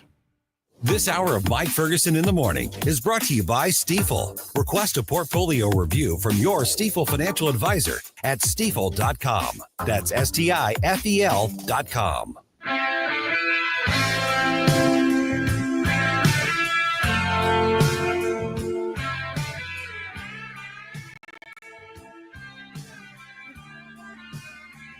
Bill O'Reilly here. Check out the O'Reilly Update this afternoon at 3:45. Right now, it's back to Mike Ferguson in the morning on News Talk STL. All right, 2 very well-known names make the news as Donald Trump announces more picks for his administration. And I know I'm picky here. I don't know if you saw this on Twitter last night. And I don't remember if I said this on the air yesterday or not. Okay. Media keeps getting this wrong, and Donald Trump is getting this wrong when he says, I hereby nominate this person for this. Donald Trump has not nominated anybody for anything. Right. Okay. He's not president yet. Yeah, only presidents nominate. He has announced that he's going to nominate. Right. But media is like, and Donald Trump nominates Matt Gaetz for attorney. No, he didn't. Right. He's going to do that in January. He's already them. told us he's going to do that in January, but he didn't actually nominate them. Right. Because he can't any more than I can nominate somebody. Yeah, the word nominate has meaning. Right. So, and it's related to the sitting president. And I'm picky about stuff like that. I know that's like grammar police kind of stuff, but that's not correct. Well, it's an editor thing. I know. It's like if these organizations had editors, yeah, or if they knew what they were talking about. I mean, the problem is like a lot of your copy editors are the fresh out of college 20-somethings who don't know how to write. Yeah, they don't know how to catch it. And sadly, the ones who would kind of work the government beat don't actually understand government. No, not in the least bit. All right, so that's the little thing off my chest. Donald Trump has announced who he's going to nominate. Pet peeve of the day, or hire. In some cases, he doesn't need a confirmation; he just hires them. Yeah, and a lot of media are getting the Elon Vivek thing wrong too. Right, yeah, it's not going to be an actual department. It's not an actual department. It's not. Now, so they shouldn't call it the Department of Government Efficiency. But Doge, man. I know. I'm not giving up Doge. So we just call it the department that's not a department. Oh, man. All right. By the way, our video streaming, we're back. Yay. We think that Rumble has shed the gremlins. Mm-hmm. I don't know. They hired a pest control something. I don't know. So not only thank you for watching, for those who are watching, please do the retweet or repost on X. Share on Facebook, or just click that URL if you're watching us on Rumble. Put that in your Twitter, put that in your Instagram, Absolutely. Put that in because that Rumble link will work on any of the platforms. Yep. So please do that, especially right now. Yeah. we need to make sure that our voices are as loud as possible. When I say our voices, I mean everybody who's part of the show. That includes you. You are part of this show every bit as much as we are. Yeah, everybody who participates in the Rumble chat box knows that what happens in the Rumble chat box does not stay there. It goes on air. Because there's some good stuff that needs to get out there. Absolutely. Okay, so Tulsi Gabbard. Let me start with Tulsi Gabbard because the Matt Gaetz thing is obviously what's gonna get people wound up. Former Congresswoman Tulsi Gabbard is Donald Trump's pick, and even the copy right here, Donald Trump's nominee. No.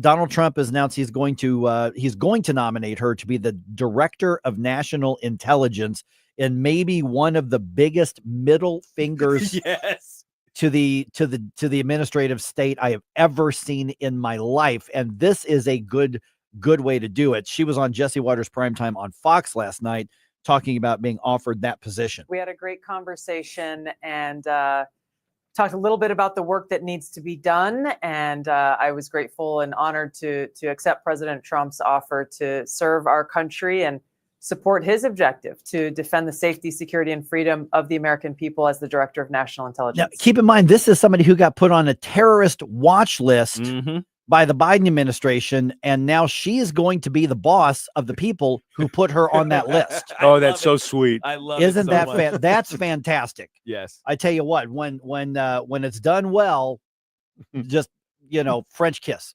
chef's kiss here.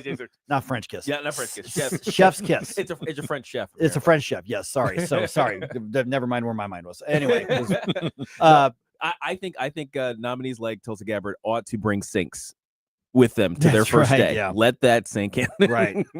Precisely. And so this pick, I mean, the Director of National Intelligence is not an inherently partisan position. It should not be a partisan position. There are some things where I don't want bipartisanship. I don't want unity picks. I want somebody who comes in with a small government, constitutional, conservative, or libertarian perspective, period, because the other side got beat and they can wait their turn and try to make their case.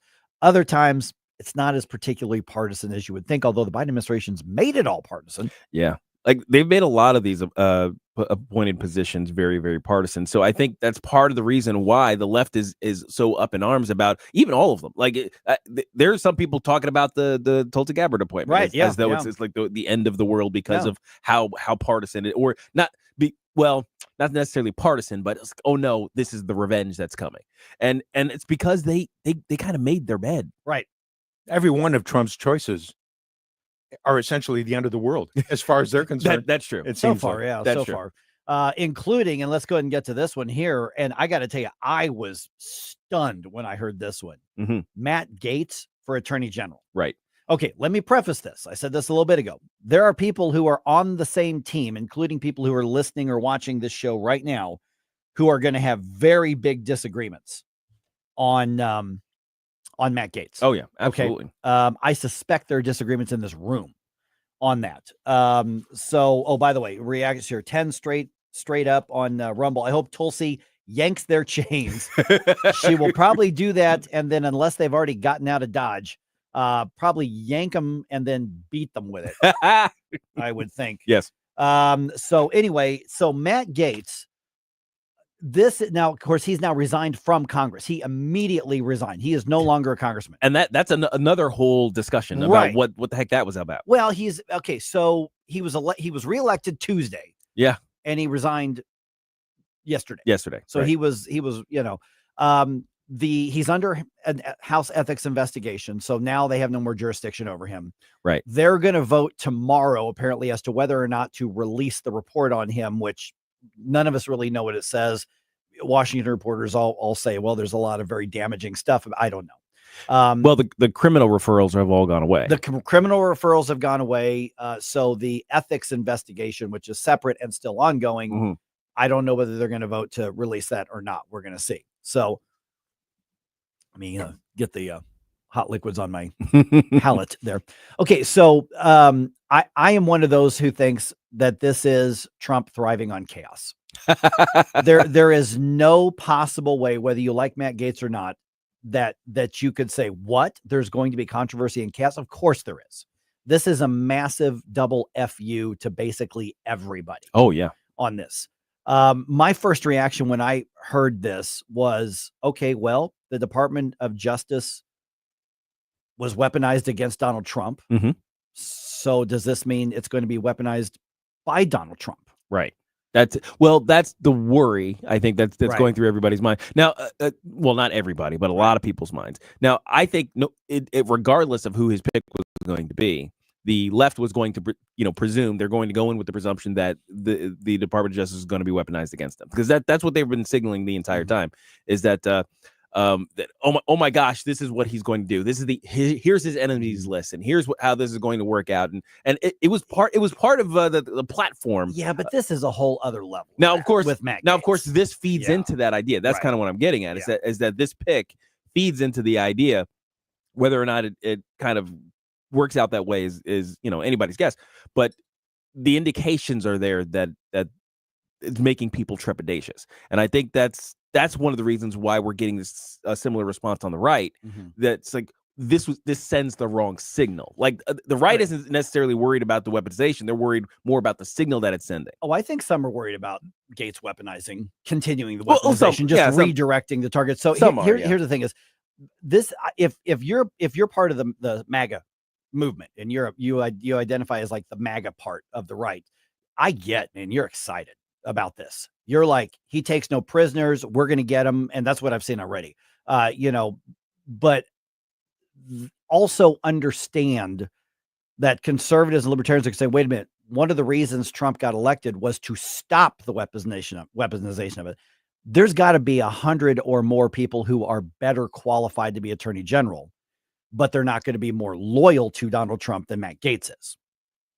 And I think that has a big part of it. So my caution to everybody on the right, because I'm just going to go on a limb. Stell, I'm going to guess you and I disagree. On this, probably. Yes. Stell and I are not going to hate each other after the show. I don't think Stell is any less a part of the conservative movement. I don't think he's going to think that of me. But this to me was, this was basically putting a loyalist in. The attorney general's job, I think, is much, much bigger than that. And we'll see whether he gets confirmed, even with a big Republican majority. See, from my perspective, I think millions of voters for Trump are excited because they want to see Firebrand Gates in there. If it upsets the Apple truck, that's perfectly fine. I think many of us are thinking, let's get in there. Let's do the job that we want you to do. When you look at it, you've got so much stuff that needs to be cleaned up. I don't know that we can get it all done. Even I don't know if Trump can get it done in 4 years, but there's so much that needs to be cleaned up that I say jump in and let's do it. And whether it's Gates or the Hegseth appointment, nomination, whatever you want to call it, the announcement, because he has to be confirmed as well. I saw a great interview with him. I think it was Sean Ryan's podcast a few days ago, and he sat down and boy, did he eviscerate the all the work that's done for veterans, stuff that's been screwed up by the government for veterans over the last few decades, and the services that they can't get, or if they need services, they got to drive 400 miles to get it done instead of 10 miles someplace close to them. All the stuff that's been messed up. I think we need to give these guys a chance to get in there and let's make some changes. I think what's probably motivating a lot of the support for a Gates nomination or future nomination is that people are looking for somebody brave to do exactly what you were talking about before, and it's like, you know what, I'm willing to shoot myself in the foot and look bad in order to jump in and say some things that a lot of people won't like. I think that's what people are looking for. I don't know if Gates is the right guy for that job, but we'll see. It's going to be chaotic. We can guarantee that. All right. Speaking of chaotic, how about some of the nonsense that's happening since the election? The meltdowns in classrooms, entertaining on social media. But this is stuff that's got to stop. And we're talking to one of the experts from Campus Reform about that just ahead on 101.9 and 94.1 News Talk STL.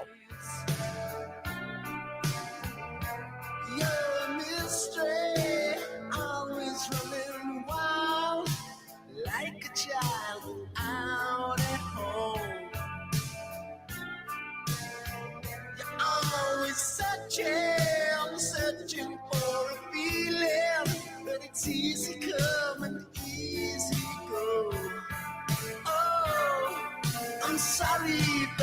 it's true. You're bringing on the heartache, taking all the best of me. Oh, can't you see? You got the best of me. Whoa, can't you see? You're bringing on the heartbreak. Get up, St. Louis. It's Mike Ferguson in the morning. From the Michaels Flooring Outlet Weather Center. Drizzle and light rain will finally shut down and move out through the morning, but these clouds are going to hang in there for most of the day. And with a breezy northwest wind, temperatures just don't budge much. A cool high of 55 degrees. Gradual clearing tonight, though, as the winds settle down, a low around 43. Skies turn mostly sunny on Friday. A nice finish to the work week, up to 60 tomorrow afternoon. And I'm thinking mid-60s for Saturday. At your First Alert forecast, I'm meteorologist Matt Chambers. Bring your whole family to the Moolah Festival of Trees this year and browse through a winter wonderland filled with over 40 exquisitely decorated Christmas trees and all the gifts. Each tree has a minimum value of $500, some worth up to $10,000. You can take a chance to win one of the beautifully decorated trees and all the gifts that go with it for as little as $1. While you're there, don't miss Kris Kringle Cafe with sweet treats and beverages available for purchase. Have your photo taken with Santa. Bring the whole family to the Moolah Shrine, November 23rd to the 30th. Mike Ferguson here. Retirement should be a time you can relax, no more stress from work. But there's one thing you can't forget about when retiring. That's your money. Do you have enough saved to fund your income for life and keep up with inflation? How will you claim your Social Security benefits? And what about long-term care? The ClearPath Wealth Management Group at Stifel is here to help answer all of these questions. You can hear their latest views on the markets and investing during On the Money, hosted by Stifel financial advisors Bob Stockdale and Eric Robert, every Saturday morning at 9, right here on News Talk STL. They can help you get organized, guide you through critical retirement decisions, and create an investment portfolio designed around your needs. To schedule your free retirement plan consultation, go to clearpathinvesting.com. That's clearpathinvesting.com. Or call 636-695-2650, 636-695-2650. Stifel Nicholas and Company Incorporated, member SIPC and NYSE. Every day, the men and women of the United States Marine Corps demonstrate their commitment to defend the American way of life. Since 1775, we have served our nation as a force in readiness. From combat operations to humanitarian assistance in every corner of the world. No matter where the mission takes us today or wherever our country needs us tomorrow, we always remember the land we call home. As Marines, we take a stand for each other, for our nation, for us all. The few, the proud, the Marines. Colombo and Company. Major post-election fallout continues across the state. Representative Justin Sparks is running for Missouri Speaker. We'll talk to him Thursday at 2:20, plus Dr. Randy Tobler at 3:05. Live and local weekdays at 2 on News Talk STL. Love the music you hear on the morning show? Check out Mike's morning music playlist at newstalkstl.com.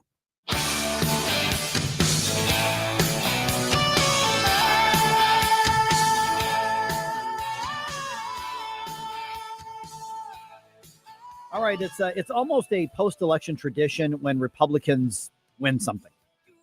A steady stream of meltdown videos on social media. Yeah, it is now. It's par for the course. Yeah. All right. So some of these are funny for sure. Some of them really get under your skin. Oh gosh. Some of them are downright terroristic.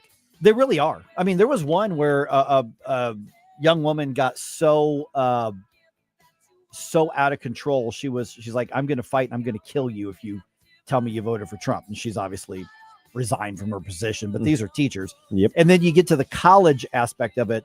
And I don't know who's got more power over people, probably the K through 12 teachers, because literally by law, you have to be there. Right. Yes. And of course, those minds are particularly young and, right. and impressionable. They're just empty by the time they get to college. Yeah. And so a lot of these are funny. for sure. Mhm. But what about the ones that show teachers, just losing it to or on their students over the election here? So basically, we're talking about continuing the indoctrination in the classroom. Yeah, we're supposed to be talking with Professor Nick Giordano here from Campus Reform in a couple minutes, having some phone issues here. Man, the technical gremlins are out there. They we're gonna really are. Connect with him here in just a few minutes. But I swear it's the Chinese.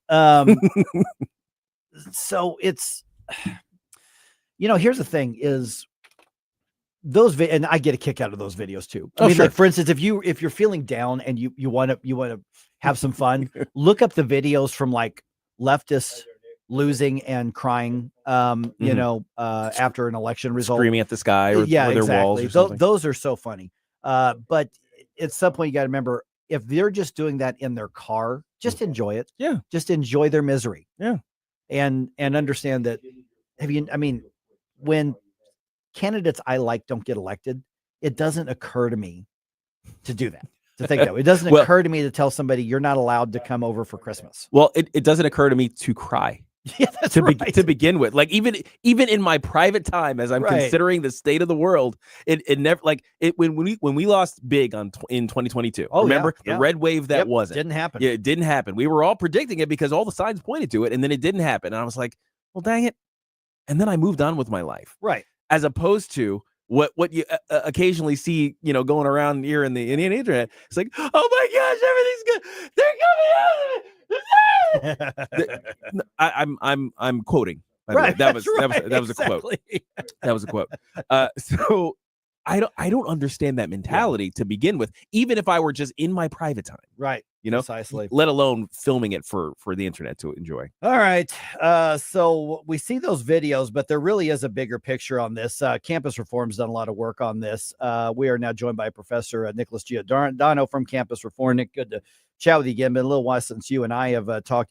We were just talking about, we've seen the videos. For a lot of us, it's just funny. But then you look at the entire context, and that even if these are many isolated incidents, which I know is an oxymoron, but if not of the thousands of teachers out there, the majority of them are not doing this, but there are enough of them out there that you've got thousands of students, be it K through 12 or in the higher education setting, where the person they're supposed to be learning from, the person who's supposed to be the expert, the person who's supposed to be the source of knowledge and information and wisdom, they're losing their mind and teaching young people one particular viewpoint, worldview, political party, candidate, whatever the case is completely unacceptable, not up for debate. So when you see these videos, and these are your colleagues, you teach as well, what goes through your mind as far as the impact this is happening and what should be done about it? Well, it's an embarrassment to my profession, and it's actually an indictment on the entire higher education system on how far it's strayed from its mission. When you have professors that are grieving over the loss of Kamala Harris, and they're trying to coddle students with milk and cookies as they're doing at George Washington University, or they're bringing in petting animals to ease the students' pain, it's no longer a college campus. It sounds more like a 5-year-old daycare center than anything else. Now, I've been arguing this for quite some time, that our college campuses have radically changed, and they're not preparing these students to enter the real world. I mean, if we want to look at it is funny to a certain degree, but it has a profound impact when these students graduate and we see them struggle with handling adulthood, because that's exactly what's happening. When you see these students go into the workforce, well, 64% of business leaders said that they have a poor work ethic, they have no practical skills. You have businesses that have lost billions of dollars in productivity because recent graduates can't write, and they have to bring in remedial writing trainers to teach them what they should have learned on a college campus and in the K through 12 system. And most pathetic of all is that 26% of Gen Zers have admitted to bringing at least one parent on a job interview. I mean, when I was young, I would have been mortified if my parents came on a job interview. But this is what our college campuses are producing. Good morning, Gabe Pfeiffer here. So another aspect that I've noticed of the the newer workforce is that they're essentially unteachable because every correction that you would provide from from a working standpoint is seen as an attack on their person, and they end up again needing the milk and cookies and the petting zoo. How are we supposed to expect better things out of our economy? Competence coming out of the college campuses if they can't handle simple corrections. Well, I think you're right about that. And we've seen small business owners and business leaders in major Fortune 500 companies complain about the fragility of the new workforce that puts their emotions above what the actual work is all about. They don't respect seniority. And we even saw earlier this year that the Google CEO had to fire, a couple dozen employees when they started protesting over the Israeli-Palestinian issue.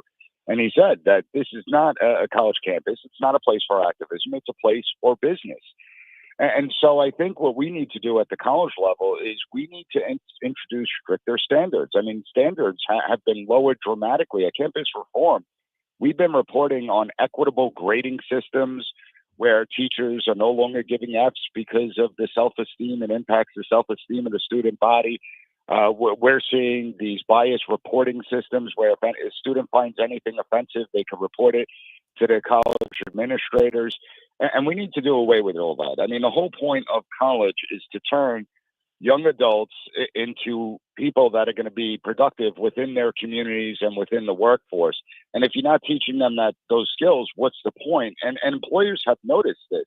I don't think people are aware that 50% of employers have dropped 4-year degree requirements for their positions over the course of a year because they're not getting the student body that they expect to. And so what they're saying is we're rejecting the college, the 4-year university campuses.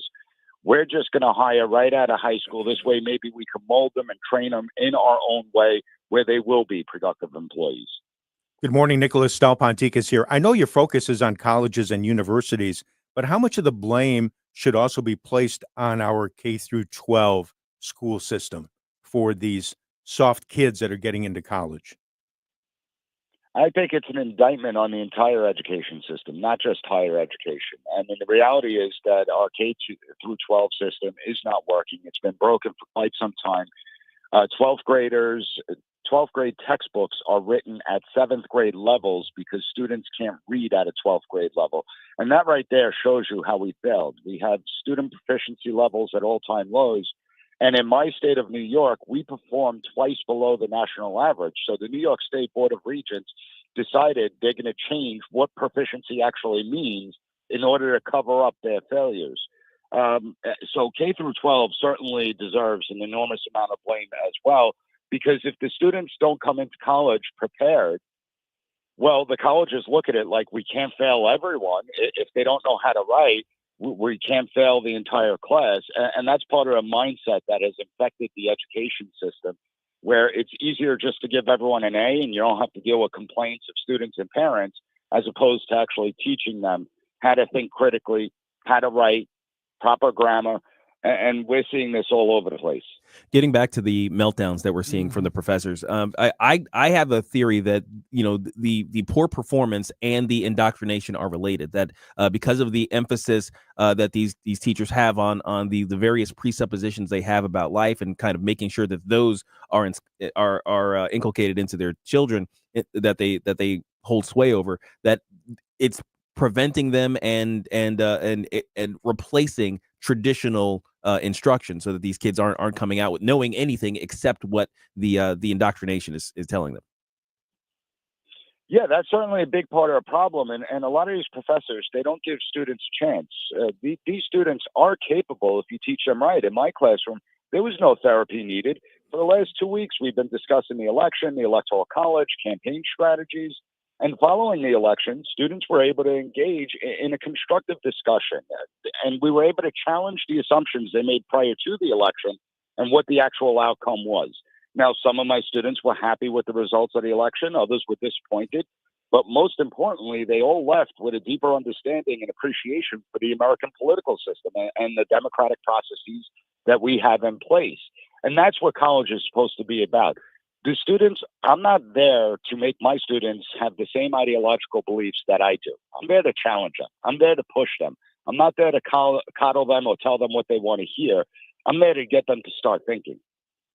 We just got a minute or so left. We're visiting with Nicholas Giordano from Campus Reform. And so the question then comes to, how do we fix it, or how do we move it, in the right direction? When it comes to my wife is a university professor as well. And she's now in a university where they just don't tolerate all of this nonsense. It's a very conservative mindset, but they do want to challenge everybody regardless of ideology. So, there are others out there like you, not enough, but they're out there. So when it comes to these other settings and the nonsense we see on the videos on social media, what do we do about it? What could actually start reining in the nonsense and getting the classroom back to something that's actually teaching? Well, we should take a zero tolerance approach. And I think that the biggest thing is the money. The money flow, money changes behaviors. And as donors began to pull back their money from the Ivy League institutions, well, the institutions started implementing neutrality policies, as we've been reporting at Campus Reform. And money plays a big role, but there's also other things. We need to take a zero tolerance approach to any professor that attacks students, that attacks ideological beliefs. When there are ideologues in the classroom, they should be removed from the classroom.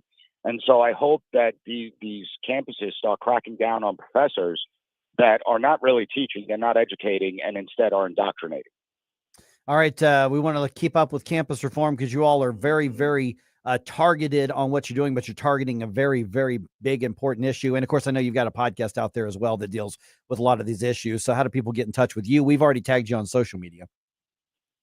Everyone should check out campusreform.org, and they could also listen to the PAS Report podcast, pasreport.com, and they can follow me on social media at PAS Report. All right. We'll talk to you again soon, Nicholas. Thank you so much. Thanks so much. Enjoyed the chat. All right. A lot going on here in the area, including that property tax freeze process being on hold for a couple of days. Yes, that's frustrating, but it's not as bad as you think. I will tell you why right around 6:52, and reaction to Donald Trump's picks for his administration. There's a wide variety of them. That's all coming your way of the morning news dump right around, like I said, 6:52.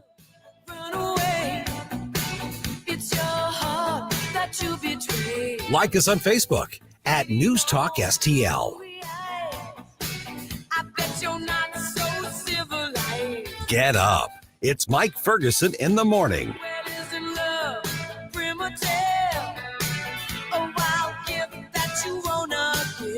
The tides are changing. St. Louis's new choice for conservative talk. The Democratic Party doesn't stand with what I stand for. News Talk STL. The Herzog Tomorrow Foundation provides private school tuition scholarships through Missouri's new Most Scholars program to cover the cost of accessible, high-quality schooling.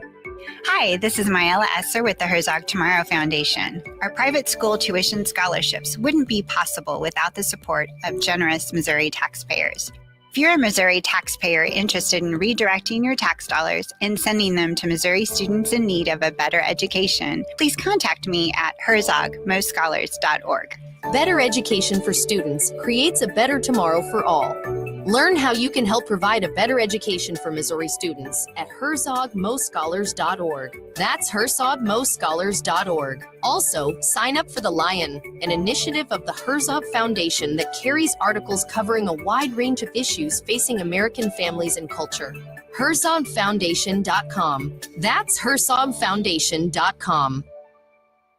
Are you having trouble hearing? Hearing loss can devastate the quality of your life. Now, there's an affordable fix for you or your loved one. Rated in the best hearing aids of 2024 by USA Today, Audion Hearing has the highest quality hearing aids at the lowest prices, just $189. I actually like them better than my old $5,000 hearing aids. I could not believe how my hearing and life changed. Join over 500,000 happy customers by going to audionhearing.com. That's AUDIEN hearing.com. Do you have a special needs child or an older adult in your home? The risk of them leaving the house unnoticed is real and terrifying, but you can protect your loved ones with Vivint Home Security. Right now, Vivint is offering a free doorbell camera with any new plan, plus free installation and low monthly monitoring plans. Call 800-953-6693.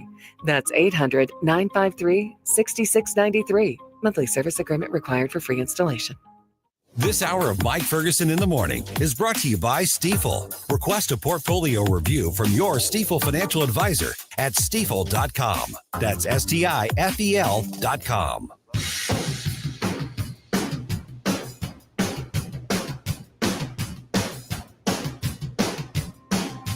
Hi, this is Mark McCloskey. Check out my show, Mark McCloskey on Fire, Sunday afternoon at 5 here on News Talk STL. Right now, it's back to Mike Ferguson in the Morning. I'm waking up at the start of the end of the world. All right, Republicans pick their leaders in the Senate. Everyone's happy and unified. No. No? No. Okay. Not quite. That's not how it Also, imagine that. The property tax freeze program, very popular. One county alone has so many people applying for it, they have to go, okay, hold on, let's catch our breath. And then Donald Trump creates quite a stir with his pick for Attorney General. By the way, I forgot to mention Flashback Friday coming up tomorrow. So get your 80s bump music request in today. Send it to Stell, send it to me, or just put it on social media. We'll get those in and have that Flashback Friday tomorrow. Right now, let's dump some news on you here. The Morning News Dump. Are you joking? Is this a joke? Listen, folks. The Morning News Dump. All right, St. Louis County is pausing the senior property tax freeze program just for a few days. And this one's actually not political. It's technical. They will resume taking applications on Monday. So right now you cannot go online, and you actually cannot go in person to do the application as well. And that's because of a high demand and a massive number of applications, and their computer system is now behind when it comes to accepting and processing. And so they need to upgrade the software already in order to handle the volume here. Over 30,000 applications have already been submitted. Wouldn't happen if I was in charge. I'm sure it wouldn't have. Wouldn't have happened. Actually, I would have made it so it was automatic. You wouldn't even have to apply. That's right. So here's the thing is that once you put in your application, then you get an appointment with somebody with the Department of Revenue from the county, and then you bring in your documents and all that kind of sort of thing. Those appointments, if they're already scheduled, those do not change. Those have not been canceled. It's only anything to do with the application and computer process on the front end, but they will resume everything on Monday. But if you have appointments today or tomorrow or Monday, you're fine. Still show up at those. That is not changed at all. All right. Republicans have elected South Dakota Senator John Thune as the next Senate Majority Leader. The 63-year-old Thune is in his fourth Senate term and has promised to work closely with Donald Trump, despite differences the two have had in the past. In fact, he'll be a crucial part of the incoming president's ability to push through his policy agenda. Thune managed to beat two opponents, Rick Scott of Florida and John Cornyn of Texas, both with stronger pro-Trump credentials. In a statement, Thune said he was, quote, extremely honored to have earned the support of my colleagues. Bob Agnew reporting. Okay, and obviously Illinois' two U.S. senators are Democrats, and on the Missouri side, Eric Schmidt voted for Rick Scott, and as we know, Josh Hawley endorsed John Cornyn and supported him. So, all right, speaking of that, with John Thune now being the Republican leader in the Senate, the reaction is coming in. Senator Tommy Tuberville, he's a Republican out of Alabama, was on Fox Business responding. On the team, he'll work with President Trump. I voted for Rick Scott because I thought he could communicate better with President Trump because they were both in the business world. But John Thune got the nod. Let's go. We're not going to have a lot of time to waste. I think he'll do a good job. But again, President Trump and J.D. Vance are going to be running the Senate. Okay, a couple things here. One, we're going to go into more depth with Joe Cunningham from RedState about this at 7:05. Secondly, that thing at the very end there, Gabe, Donald Trump and J.D. Vance are going to be running the Senate. No. Separation of powers. The U.S. senators should be very jealous to guard their role in a system like ours. So I hope that was just a slip of the tongue, because I don't want any president or vice president running the U.S. Senate. There's a reason we have separation and checks and balances. Yeah. I think maybe it's a bit of sloppy shorthand. Yeah. But yeah, we need to learn to speak more accurately about the way our government works. Like you said, these aren't nominations; these are picks. You know, like all that stuff. Words have meaning. Yeah, they matter. So let's be a little more accurate. Yeah. Not all of that is snowflakey stuff. I mean, the checks and balances is important. Oh gosh, really, really crucial. It's foundational to the republic. Yeah, we have to have that. So that's one thing to keep an eye out for. And that's good for our side to keep our side in check. Just yes. saying. All right. Joe Biden hosting President-elect Donald Trump in the Oval Office. He did not need to show around. Turns out that Donald Trump knows where everything is there in the office. And that was, of course, for the first time since Trump won the election last week. President-elect says he is looking forward to, frankly, getting the transition done. He'll be an active participant. We'll get this done. That is the wrong one. Let me go here to the right one. Here is Donald Trump in the Oval Office with Joe Biden. Politics is tough, and it's in many cases not a very nice world, but it is a nice world today, and I appreciate very much a transition that's so smooth. It'll be as smooth as it can get, and I very much appreciate that, Joe. You're welcome. Well, and so far it looks like every indication is there will be a smooth transition of power. So give credit where credit's due. Yeah, we're glad that's happened. I mean, at some point, even the Democrats are looking around going, we just got our butts whooped. We better not hurt our chances 2 years from now. Jim Jones here for AMF Electric, in business since 1965, offering a full line of industrial, commercial, residential, electrical, and system services. AMF is a merit shop. They work successfully for all owners who favor freedom of economic choice. Yes, even on other AFL trades jobs. At AMF Electric, they're unabashedly pro-American. Call them 314-647-4066. Online, amfelectric.com. That's amfelectric.com. Dr. Randy Tobler here, and I know that when you're looking for a dentist, you have to make sure you choose a dental practice that's compatible with you and the needs of your family. Well, I'd like to tell you about my dentist, Dr. Dan Cusimano, and his partner, Megan Dwyer, and their team at Advanced Dentistry at St. Charles. The great team at Advanced Dentistry of St. Charles can accommodate all of your cosmetic and restorative needs because their passion is general dentistry. Implants, crowns, bridges, even dentures. That what you need the most is what they'll provide in a personalized, focused way. And they can provide therapeutic and cosmetic options like Botox and dermal fillers. Get to know them and all they have to offer by calling 636-978-0226 or visit them on the web at advanceddentistrynow.com. That's Dr. Daniel Cusimano and Dr. Megan Dwyer at Advanced Dentistry of St. Charles. That's Advanced Dentistry Now, 636-978-0226. Or visit them on the web at advanceddentistrynow.com. News Talk STL is proud to have Doug Voss of Safe Money Radio as part of our lineup each week. Doug has been a staple on the St. Louis radio airways for many years as one of the leading financial experts in the area. You can now hear Doug and Safe Money Radio 3 times every weekend on News Talk STL. But in case you miss anything, you can check it all out at DougVossSafeMoneyRadio.com. You could also reach Doug at 844-6766. That's 844-676-7233. Doug Voss is a registered representative. Securities offered through DHL Securities, LLLP. Member FINRA and SIPC. KLGY-HD3 Clayton, K270BW Belfast, KNVS Bowling Green. This is News Talk STL at 1019, 94.1, and always streaming at newstalkstl.com. News this hour from townhall.com. I'm Rich Thomason. After winning the backing of President-elect Trump, Congressman Mike Johnson has won the Republican nomination to remain House Speaker as the GOP holds on to its majority in the lower chamber. In the Senate, Arkansas's Tom Cotton becomes part of the GOP leadership team. Senator Cotton has been elected by fellow Republicans to serve as conference chair. Cotton managed to edge out Iowa Senator Joni Ernst, who also sought the coveted position, and he replaces Senator John Barrasso of Wyoming, who advances to the position of GOP whip. As conference chair, Cotton now assumes the role of chief messenger for the Senate GOP. Bob Agnew reporting. Senator Marco Rubio on his nomination for Secretary of State. It's a tremendous honor to the president would place his confidence in me in a position of such importance. It's also a tremendous responsibility. And the job of the Secretary of State is to execute on the foreign policy set by the elected president of the United States. And I hope to have the opportunity to do it if my current colleagues here in the U.S. Senate confirm. President-elect Trump paid a visit to the White House yesterday. President Biden and the First Lady were on hand to greet Donald Trump upon his arrival here at 1600 Pennsylvania Avenue before the two leaders sat down in the Oval Office. Looking forward to having like we said, smooth transition. Politics is tough, and it's in many cases not a very nice world, but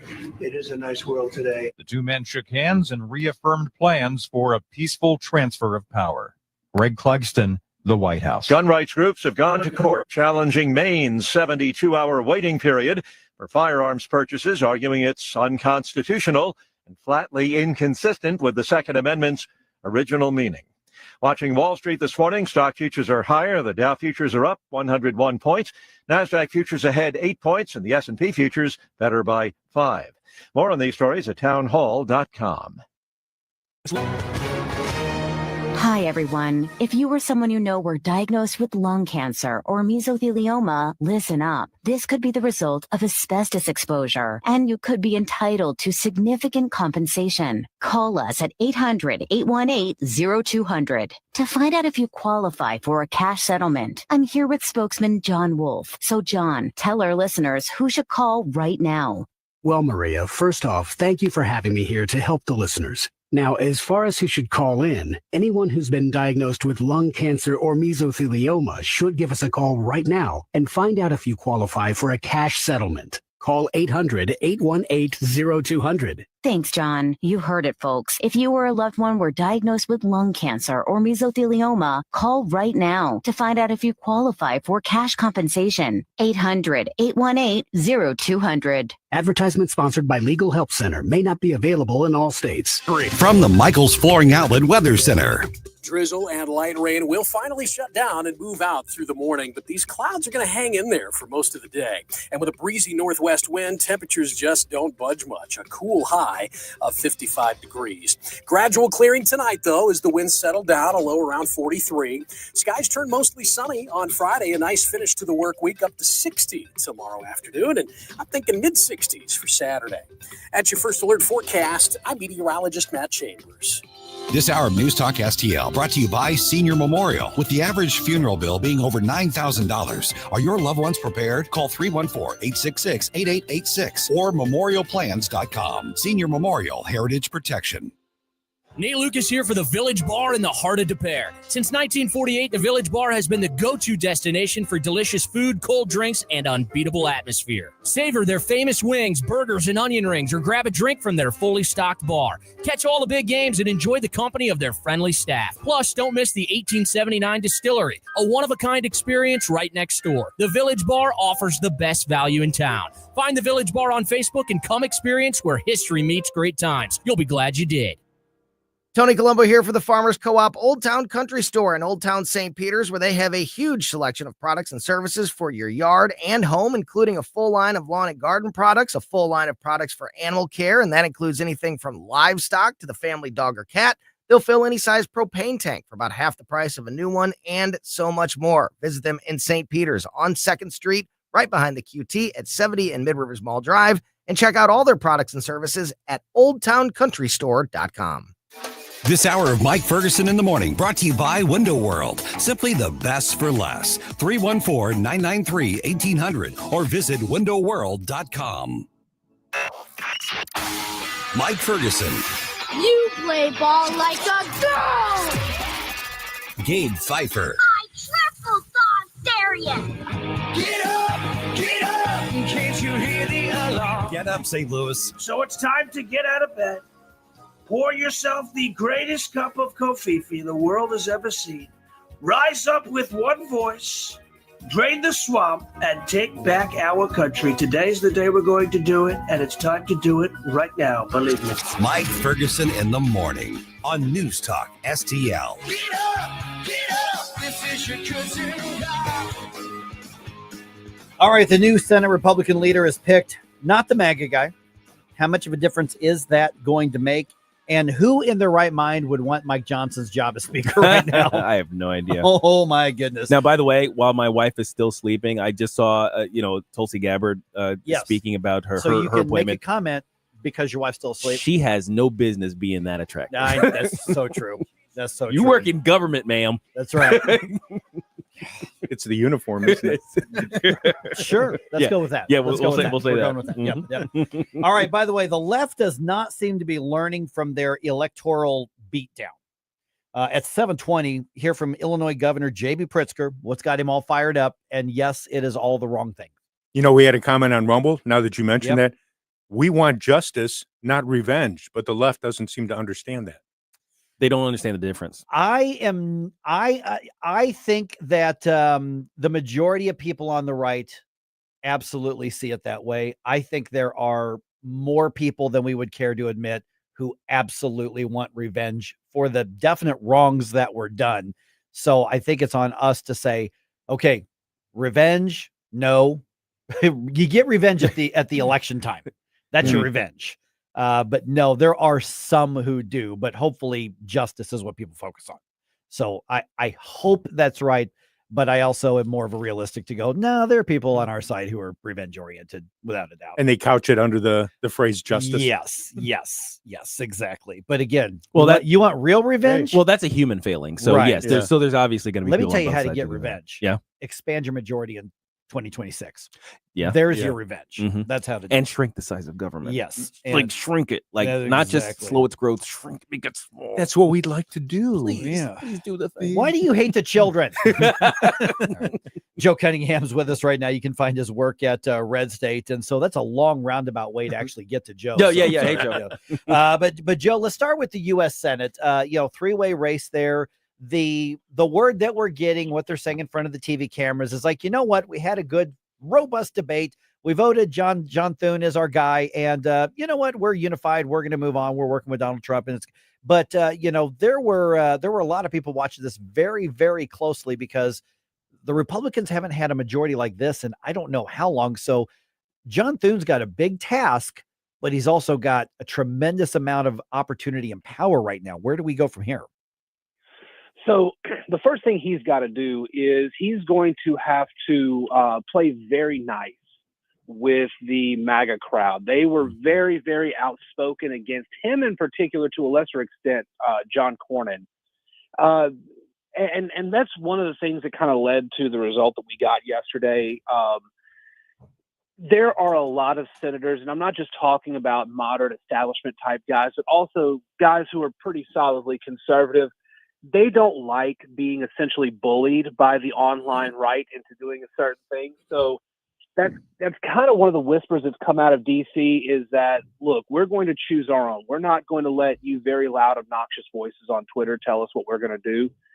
And maybe they had a robust debate and everything like that. I think it's interesting that Thune had some actual conservative voices come out before they had their internal election and say, hey, we're going to go this particular way.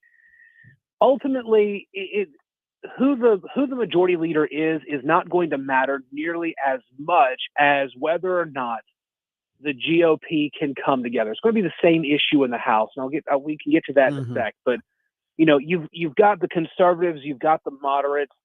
They have they have a couple seats in the majority. They've got a more comfortable majority than the Democrats have enjoyed, and so it's very easy to be able to pull together a winning coalition.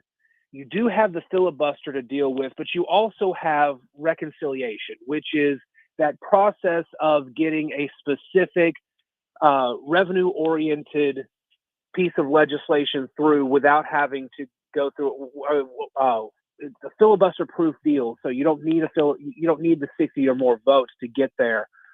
And the Democrats normally Senate precedent is you get one of those a year. Well, the Democrats pushed that, and they got two in a year, and so they've now set the precedent that you can have two of those. You can have two key pieces of legislation. You can have two signature pieces of legislation, so long as they are fiscal legislation. You can now get two of those through a year without having to worry about the filibuster, thanks to Democrat precedent. If that holds true, there's a lot that the Republicans can do between the House and the Senate to really restructure and reform government. And based on the picks that Donald Trump is making for his cabinet and for his administration, it looks like he's finding a lot of people who are very cut the bureaucracy oriented.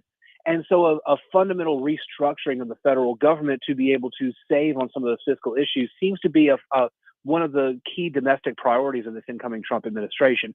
I don't know if that holds up. Of course, we had conservative majorities and things like that when Trump was in the first time. And up until 2018, we still saw a bunch of spending that maybe doesn't make all the conservatives super happy. But the people that he's putting in this time, it looks like Trump has learned his lessons from 2016.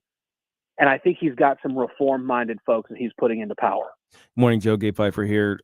One of the things I think that's being expressed with the trepidation about Thune is similar to what we've got going on here statewide, where so often we send at least in Missouri, we send a supermajority of conservatives into our capital, and we end up with kind of the far left version of a Republican in leadership, and we could not figure out what was going on with that. We couldn't understand it, and especially when that person ended up being an impediment to getting big red things done, we were very, very upset by that. And I think a lot of, I think on the national scale, people are feeling that way. So do you think Thune could end up being that impediment to getting the big red things done, or is he poised to be the unifier that the Republican Party really needs? I don't know about, I don't, unifier is such a powerful word when we think about it in politics. Yeah. I'm not sure he goes that far. I think that Thune is just ambitious and power hungry enough that he is going to do what he can to ensure that his colleagues don't turn on him, because they look, across the building and they see what happens when the rest of the caucus turns against him. It's not a good situation. So I think he's going to, not unify, but appeaser. He's going to do a lot of appeasing of those very loud voices that were against him to start with. And I think one of the things that, is underplayed here, and this was probably on the minds of a lot of Republicans, the MAGA crowd was very big on Rick Scott. Rick Scott was coming out. He's the guy that released this. He released this should be the Republican platform in 2022 and all this stuff. He was also the head of the National Republican Senatorial Committee in 2022. They ran out of money very early. Mitch McConnell and his super PAC had to come in and save a lot of Senate races in 2022, including our incoming vice president-elect. J.D. Vance might not have made it to the Senate if not for Mitch McConnell stepping in, because Rick Scott's leadership of the NRSC, they blew through a ton of money. They ended up broke. They had to refund a lot of donations because of dishonest solicitation messaging. I think one of the discoveries there was that the money going to the NRSC, part of it was earmarked for Rick Scott's own campaign. It just rubbed a lot of people in the Republican Party the wrong way. So, yeah, he was big. He was pushing the MAGA message and everything like that. But a bunch of senators on the Republican side also knew that his leadership and his fundraising and all that with the NRSC was evidence he was not going to make a good leader for the Senate. All right, we're visiting with Joe Cunningham from RedState.com. You mentioned the House, or I mentioned the House a little bit ago. Boy, I got to tell you, the toughest job in politics in Washington, D.C. right now might be Mike Johnson. Of course, he's up for a vote as to whether or not to stay as Speaker of the House. His little majority is getting smaller with each of these appointments that Donald Trump is making, Elise Stefanik and Matt Gaetz and Mike Waltz and all of those. So he gets a little bit of breathing room, and it's kind of taken away because, they're being called up to the administration. Man, what a tough gig he has got right now. How do you navigate this if you are Mike Johnson? Well, so Mike Johnson, who is from here in Louisiana, and I've been in contact with folks on his staff and everything like that, they don't seem too worried about it. One, the picks that Trump is making are from heavy Republican districts, so it's not like you're at risk of that seat falling to the Democrats. So, yeah, there may be a delay while you're waiting on special elections to bring in new people to fill those seats. At the same time, what we have is really an opportunity for Republicans. See, Mike Johnson played the long game, and this is what frustrated a lot of conservatives, and it frustrated a lot of my friends, and they got frustrated with me because I was defending Mike Johnson. They weren't happy with spending deals and things like that Speaker Johnson cut, during his time as Speaker so far. But you have to remember, he had a slim majority. The Democrats had the White House. The Democrats had the Senate. There wasn't much he could do but try to hold the line on spending, not try to enforce more cuts, and just basically get things through with deals. But Mike Johnson was seemingly the only guy in Washington, D.C., who not only publicly as a partisan was saying, but privately was expressing it to friends and colleagues that the Republicans were going to have the trifecta after this election. I don't know if he's a prophet, or I don't know if he just got lucky in that prediction, but he laid the groundwork. Everything he did was laying the groundwork to get the Republicans to a point where now they have a majority in the House, now they have a majority in the Senate, and they have the White House. And as a bonus, conservatives have the Supreme Court. So there is now a whole lot more that the Republican Party can do. And we're not in an even more insane spending position because he more or less held the line and kept the status quo for 2 years. Yeah, he's in an unenviable position. He's the dog that caught the car, and he and he caught the car in the middle of a freeway, and there was a lot of speeding cars going around. But he was able to catch it. He's been able to hold the line. I have and this his history in Louisiana, his history from his early time in Congress, it shows this is a solid guy. He's got the leadership potential. He did a lot of fundraising. He traveled the country. He did not spend a whole lot of time in Louisiana during the 2024 elections. He was all over the country fundraising, helping get guys across the finish line. This is a guy who's worked for every bit of the majority he's had. And he just the other day, just a couple of days after the election, he came onto the Moon Griffon show here in South Louisiana and said, look, everything that they're saying about us having a majority, we're going to have a bigger majority than they're predicting. And he's sticking by that. And we still have several races that have to be declared. Right now, we know the baseline. They've made it to where they have a majority. We don't know how big the majority is going to be. We don't know how it's going to be truly impacted by these appointments Donald Trump is making. But it's very clear Mike Johnson came into this with a plan. The Senate is going to have to figure out their path. Johnson's going to have to figure out his path. He's going to have to figure out what kind of leader he wants to be. Mike Johnson's pretty much told us with his actions, he's going to be a guy who is working to push the party forward. And I think that he's done that so far. And I know I sound very fangirlish by saying this, but strategically speaking, the stuff that Mike Johnson has done has been very much long game stuff. And now we've gotten to the point that he was building toward. I think you're going to see a successful conservative House of Representatives for at least these 2 years. I don't know what the midterms are going to do. I don't know if Republicans are going to take the wrong mandate from the election. I don't think voters have asked for a super MAGA agenda. I think they want the Republicans to undo a lot of the craziness the Democrats have done, though. And I think that's where Mike Johnson is right now, is undoing the Democrats' bad policies. Good morning, Joe. Stal Ponticus here. So this time around for Trump, these picks are a lot different than 2016 when he was a newbie in D.C. Besides Gates and Elon and Vivek, what's your perspective on Pete Hegseth for the nomination as Secretary of Defense? You know, I don't dislike the idea of Pete Hegseth. I really don't even I don't even have a problem with the government efficiency thing with Elon either. You know, I have my two questions. My two biggest questions are Matt Gaetz with all the baggage that he's bringing and the whispers and everything in D.C. and just the fact that Matt Gaetz is the guy that blew things up in the House. And yeah, we got Mike Johnson out of it. So I guess I'm thankful for that. But, you know, Matt Gaetz has some baggage with him. He's got some drama with him. He's very much about Matt Gaetz, I think, more than the Republican Party.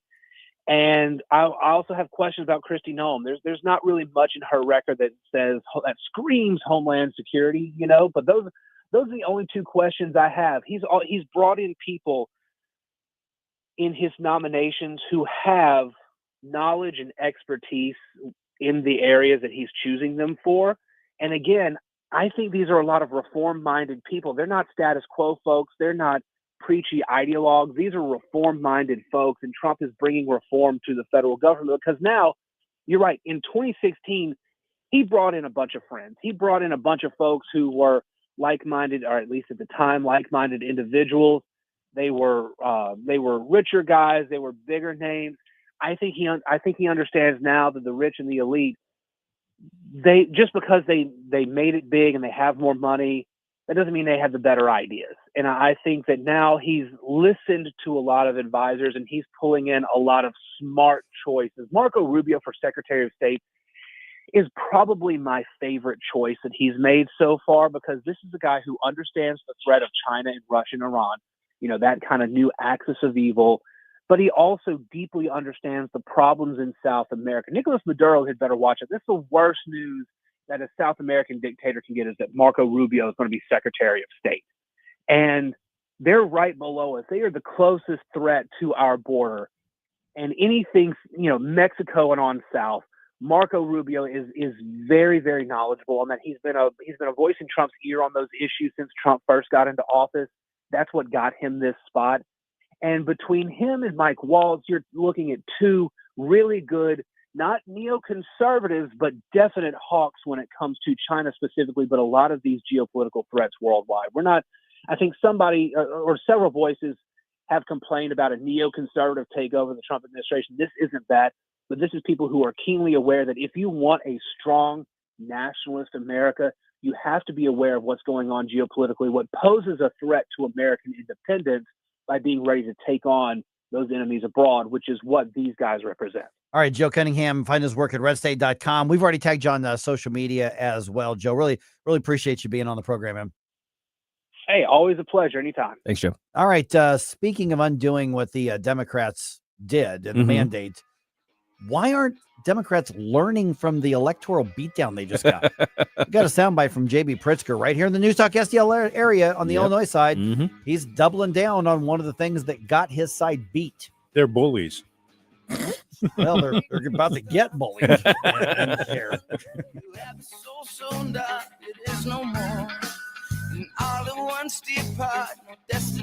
We give you news, analysis, opinion, and more. Only on News Talk STL. Mike Ferguson in the morning. The Allman Report.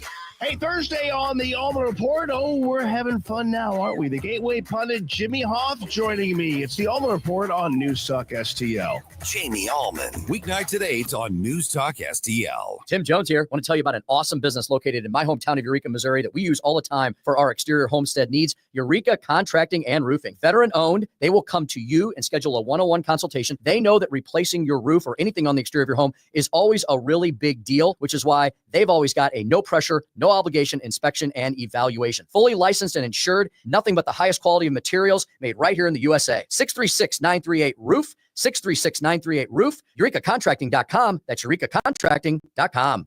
Mom and Dad worked hard all their lives. I hoped their retirement years would be easy, but as they got older, they needed help.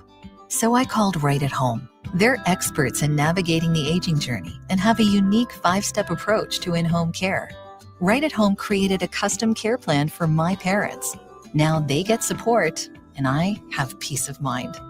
If your parent or loved one needs in-home care, call Right at Home St. Louis or visit athomestlouis.com.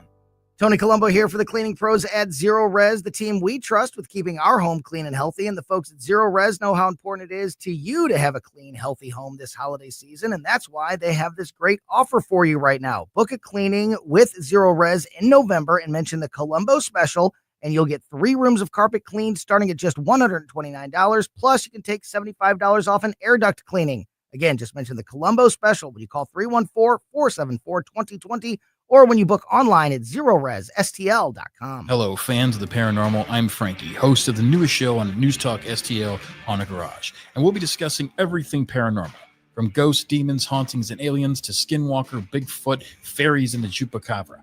Every Saturday night between 9 p.m. and 10 p.m., me and Jeremy will discuss mysterious events in St. Louis and surrounding areas, including gateway families and unsolved true crimes. That's right. It's all right here exclusively on News Talk STL from 9 p.m. to 10 p.m. every Saturday night. Hey, thank you very much for taking my call. News, analysis, opinion. Yes, I just want you to know what a breath of fresh air you people are. 101.9 and 94.1 News Talk STL.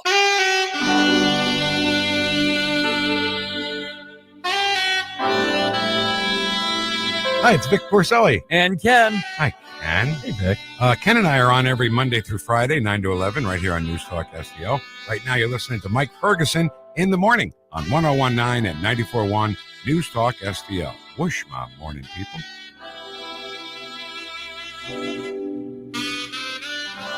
No, Democrats, your losses were not a failure of messaging. How many times have you heard that? Really? Failure of messaging.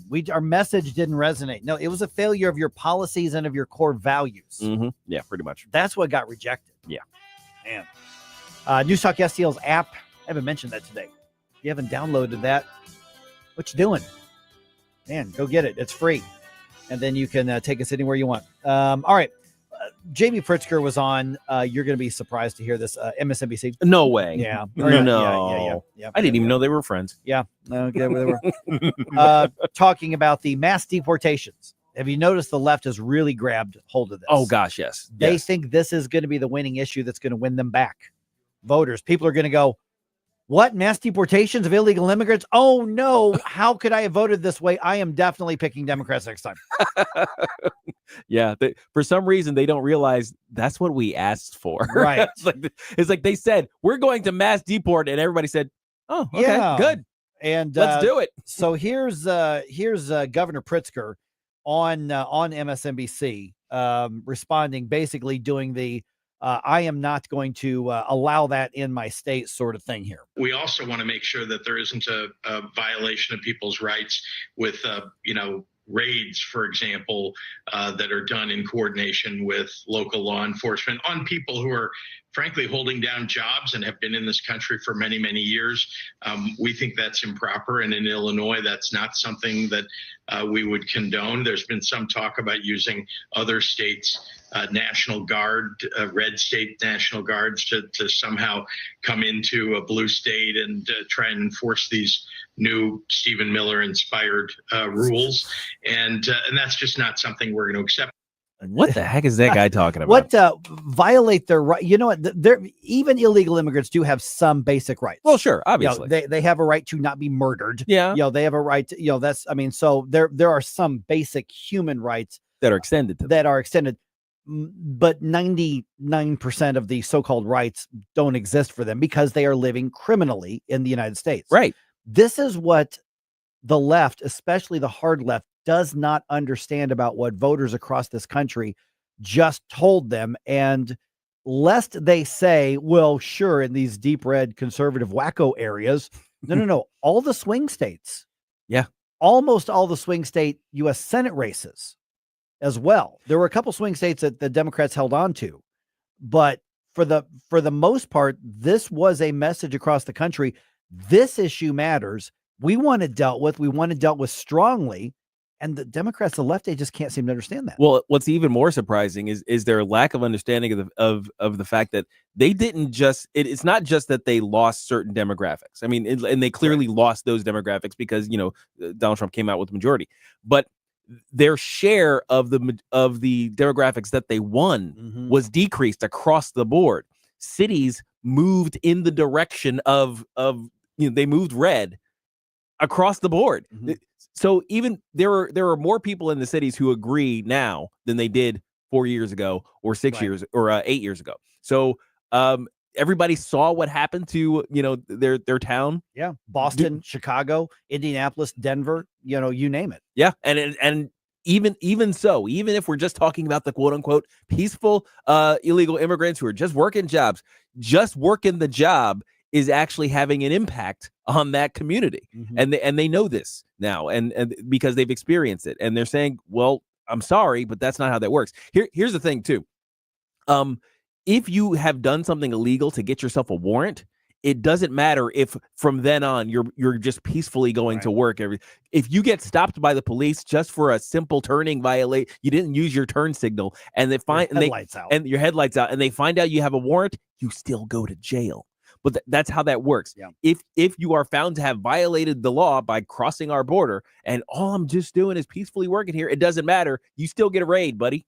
This is a tone-deaf response. Yes, it is. And remember, this is the guy who wants to be the leader. He wants to be the next president. That's right. Yeah, he wants to be the new leader of the party. But you're seeing this in California. Matter of fact, the brand new police chief in Los Angeles just said, we will not participate or allow it, announcing that yesterday as well. Massachusetts saying the same thing. I'm not sure they can prevent. Yeah, they can say, no, you say you're not going to participate. You can't have my officers, but but the sanctuary states were, J.B. Pritzker went on to say, if they try to cut our funding for law enforcement, we're going to sue. Well, go ahead. Right. But there's no requirement that they give you money for stuff. So this is one of those areas where the tone deafness and the refusal, it's basically like you've said before, it's the left and the Democrats responding by being beaten really badly and responding by saying, how dare you be this wrong? Yeah. Basically, think about what you've done. Excuse me, America. Don't you understand how right I am? And my pronouns are. Exactly. And there are a few people within the circles on the left, even some in the far left, who are saying, hey, maybe we should shut up about a few things and focus on the things that people are more concerned about. Yeah. How dare you? How dare you? Oh, man. All right. 314-912-1019. All right. Just ahead here. I mean, everybody's talking about it. I want to give everybody a chance to have their voice heard. But here's the bigger question on the whole Matt Gaetz thing. Yeah. Within the right, I'm not talking about with the left, because the left's going to hate anybody who gets picked. I'm not saying within the right. Do you understand where the other side is coming from on the Matt Gaetz thing? This has the potential to be ugly within the right. Oh, absolutely. So 314-912-1019. But that's how I'm going to start the question, start the conversation. Do you get where the other side, well, I say the other side, do you get where the other people on our side are coming from? Right. That's the way to look at it. Yes.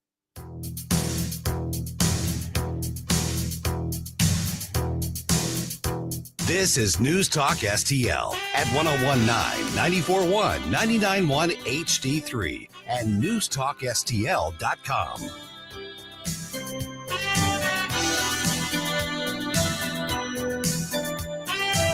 Get up, St. Louis. It's Mike Ferguson in the morning.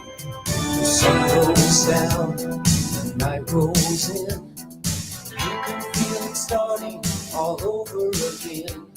The moon comes up and the music calls.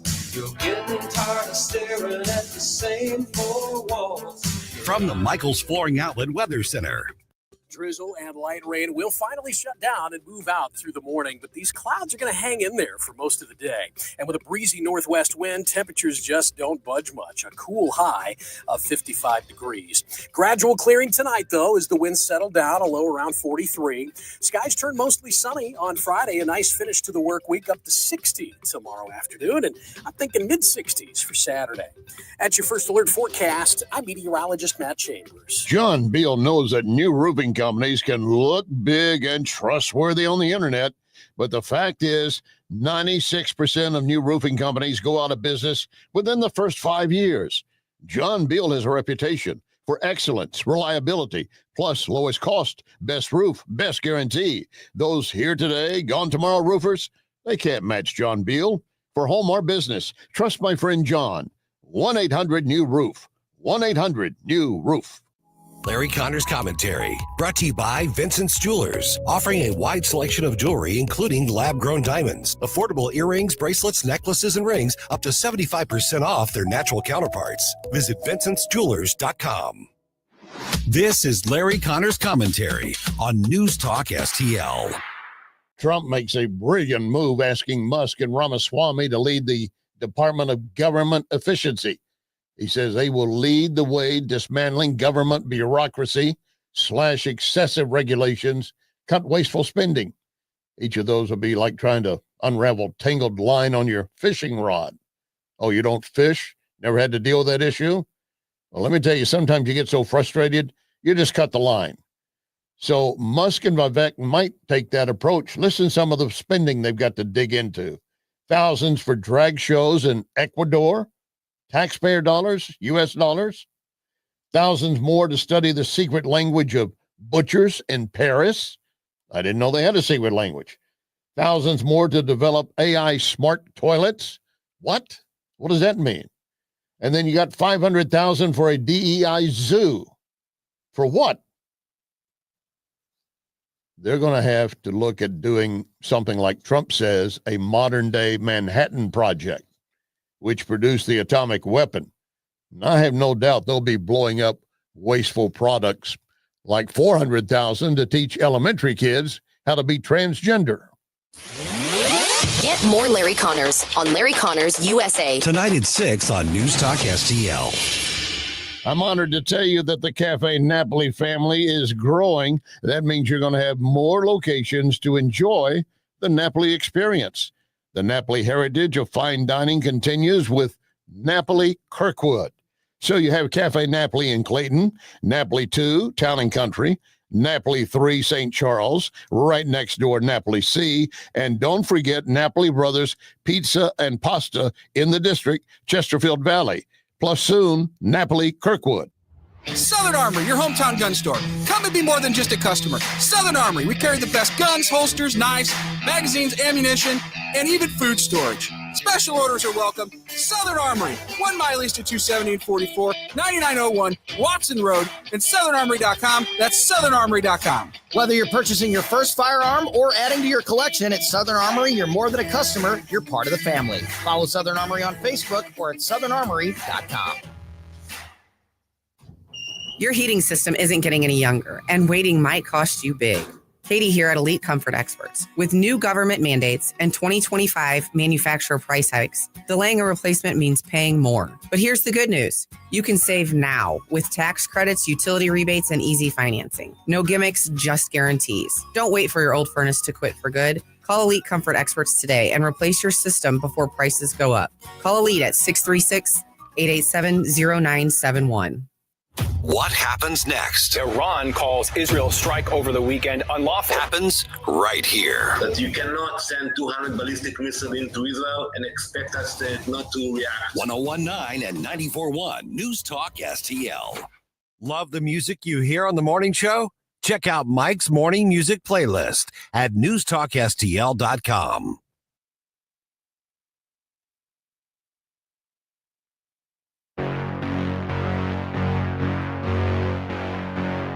Yep, it did it again. You almost had to sing the bump music. Almost. That was scary. That's close. what we talked about yesterday, Gabe. Yeah. Is that if the thing happens where the bump music doesn't fire, we got to fill it with something. And I said, well, Stell, you're going to have to sing. Yeah, that's right. That's right. This is like the backup standby. It is. So if you hear this, that means something probably went wrong. That's right. Rush to the rescue. All right, 7:38 right now. Okay, so the news that like stunned everybody. I mean, yesterday we talked about, okay, Fox Business is reporting this is the short lift for AG. Yeah. One of us, I think it was you, Gabe. One of us said, yeah, but you never know what Trump's going to do. Yeah. Well, we didn't know what Trump was going to do. did not see that coming. So 314-912-1019. Okay, so there's obviously it even overshadowed Tulsi Gabbard. Yeah, really. Being nominated, which any other day, that's the talk of the day. Is Tulsi Gabbard getting appointed to a crucial position, Director of National Intelligence. As a gigantic FU to the establishment, by the way. Yeah. And so there are ways that I love the FUs to the establishment. Yeah. So here's the thing about this is immediately, I mean, listen, take friends on the left. Glad you're here. Truly, I'm not talking to you right now. So enjoy the conversation and kind of the voyeurism on those on the right. Now I'm talking about those on the right. I'm talking about actual conservatives. I'm even talking about that establishment middle rhino thing. And I'm talking about MAGA. I'm talking about all of that make up the non-left. Maybe that's what we should say for the purpose of this discussion. The non-left. I don't know that anybody could disagree with the statement that there are dozens, if not hundreds of people qualified to be a good conservative Republican attorney general. Sure. Yeah, absolutely. So they're out there. We're going to have to go tell that guy not to do that. There's some remodeling and construction happening with our building right now. I'm not sure that they're going to be able to hear that. I mean, it's going to annoy us in the studio. I'm not sure it's coming over. Okay. It was pretty loud where I am. Okay. Anyway, so to get back to this, but inside the conservative circles in particular, you've got a MAGA versus kind of conservative MAGA versus GOP divide on Matt Gaetz. Right. Immediately that happened. So before we get into whether Matt Gaetz was a good pick or not, because I think there were better picks out there than Matt Gaetz. I think so too. I understand the double middle finger that Donald Trump is sending to the DOJ. I get it. Right. 314-912-1019. You got some thoughts on this. But here's the thing is, do you understand where the other side is coming from within the right? Right. Within the right. Yeah. Can you identify what's happening in the minds of your fellow travelers who perhaps disagree with you about this particular pick? And I think it's important to be able to do that on any host of topics, and because that's the only way we can kind of come together on any of these things. Yeah. Lunch Lady says, no, I don't. Matt is who we need to go after traitors within. Did you forget how we had to live? Look at freaking Millie, a traitor at the highest. I think she meant highest level, but I think the letters ran out on her. So yeah, people are saying, they could hear the the they can't hear the construction. Okay. All So right. yeah, but I think Stell's taking care of it. Yeah, I did, because Stell went over there and he just whooped some butt. Yeah, is what exactly. just happened Y'all over didn't there. see, Thank but you for, you know, thank you for that. Very He's much. sorry he met me. Yes, that's right. But here's the thing. So if you're on, like, for instance, when I look at the people who are really excited about Matt Gaetz, I'm not one of them. Right. I'm not throwing a fit about it, Yeah. but I'm not one of them. But I look and say, okay, if you're in the MAGA, like, that's your thing, Mhm. why are you so excited? I get it. Mhm. You know, I get it. You know, the DOJ has been weaponized against Donald Trump, has been weaponized against conservatives, been weaponized against conservative activists. So I think there's a certain aspect of turnabout's fair play. You did it, you lost. Now we're going to do it. We're coming back at you. Mhm. That's a very raw sense of justice or revenge that I understand. I get it. I think the attorney general's position is bigger than that, but I understand that reaction. My understanding of the people who are excited about Matt Gaetz is that they're looking for an attack dog. Right. You know, without a doubt. they want an AG who is Right. going to be, you know, in actually an activist, because so often we get appointments, we get various people, we get, you know, elected officials Right. who they get into a position and they do the whole go along to get along thing, and we're tired of that thing, Right. you know, as a movement. So I can see the move to, I wouldn't necessarily call it an extreme, but sort of the extreme reaction of, okay, we need the biggest attack dog that we can get. Let's go get this one. He's got a spiked collar and everything. In a purple, in a perfect world, Yeah.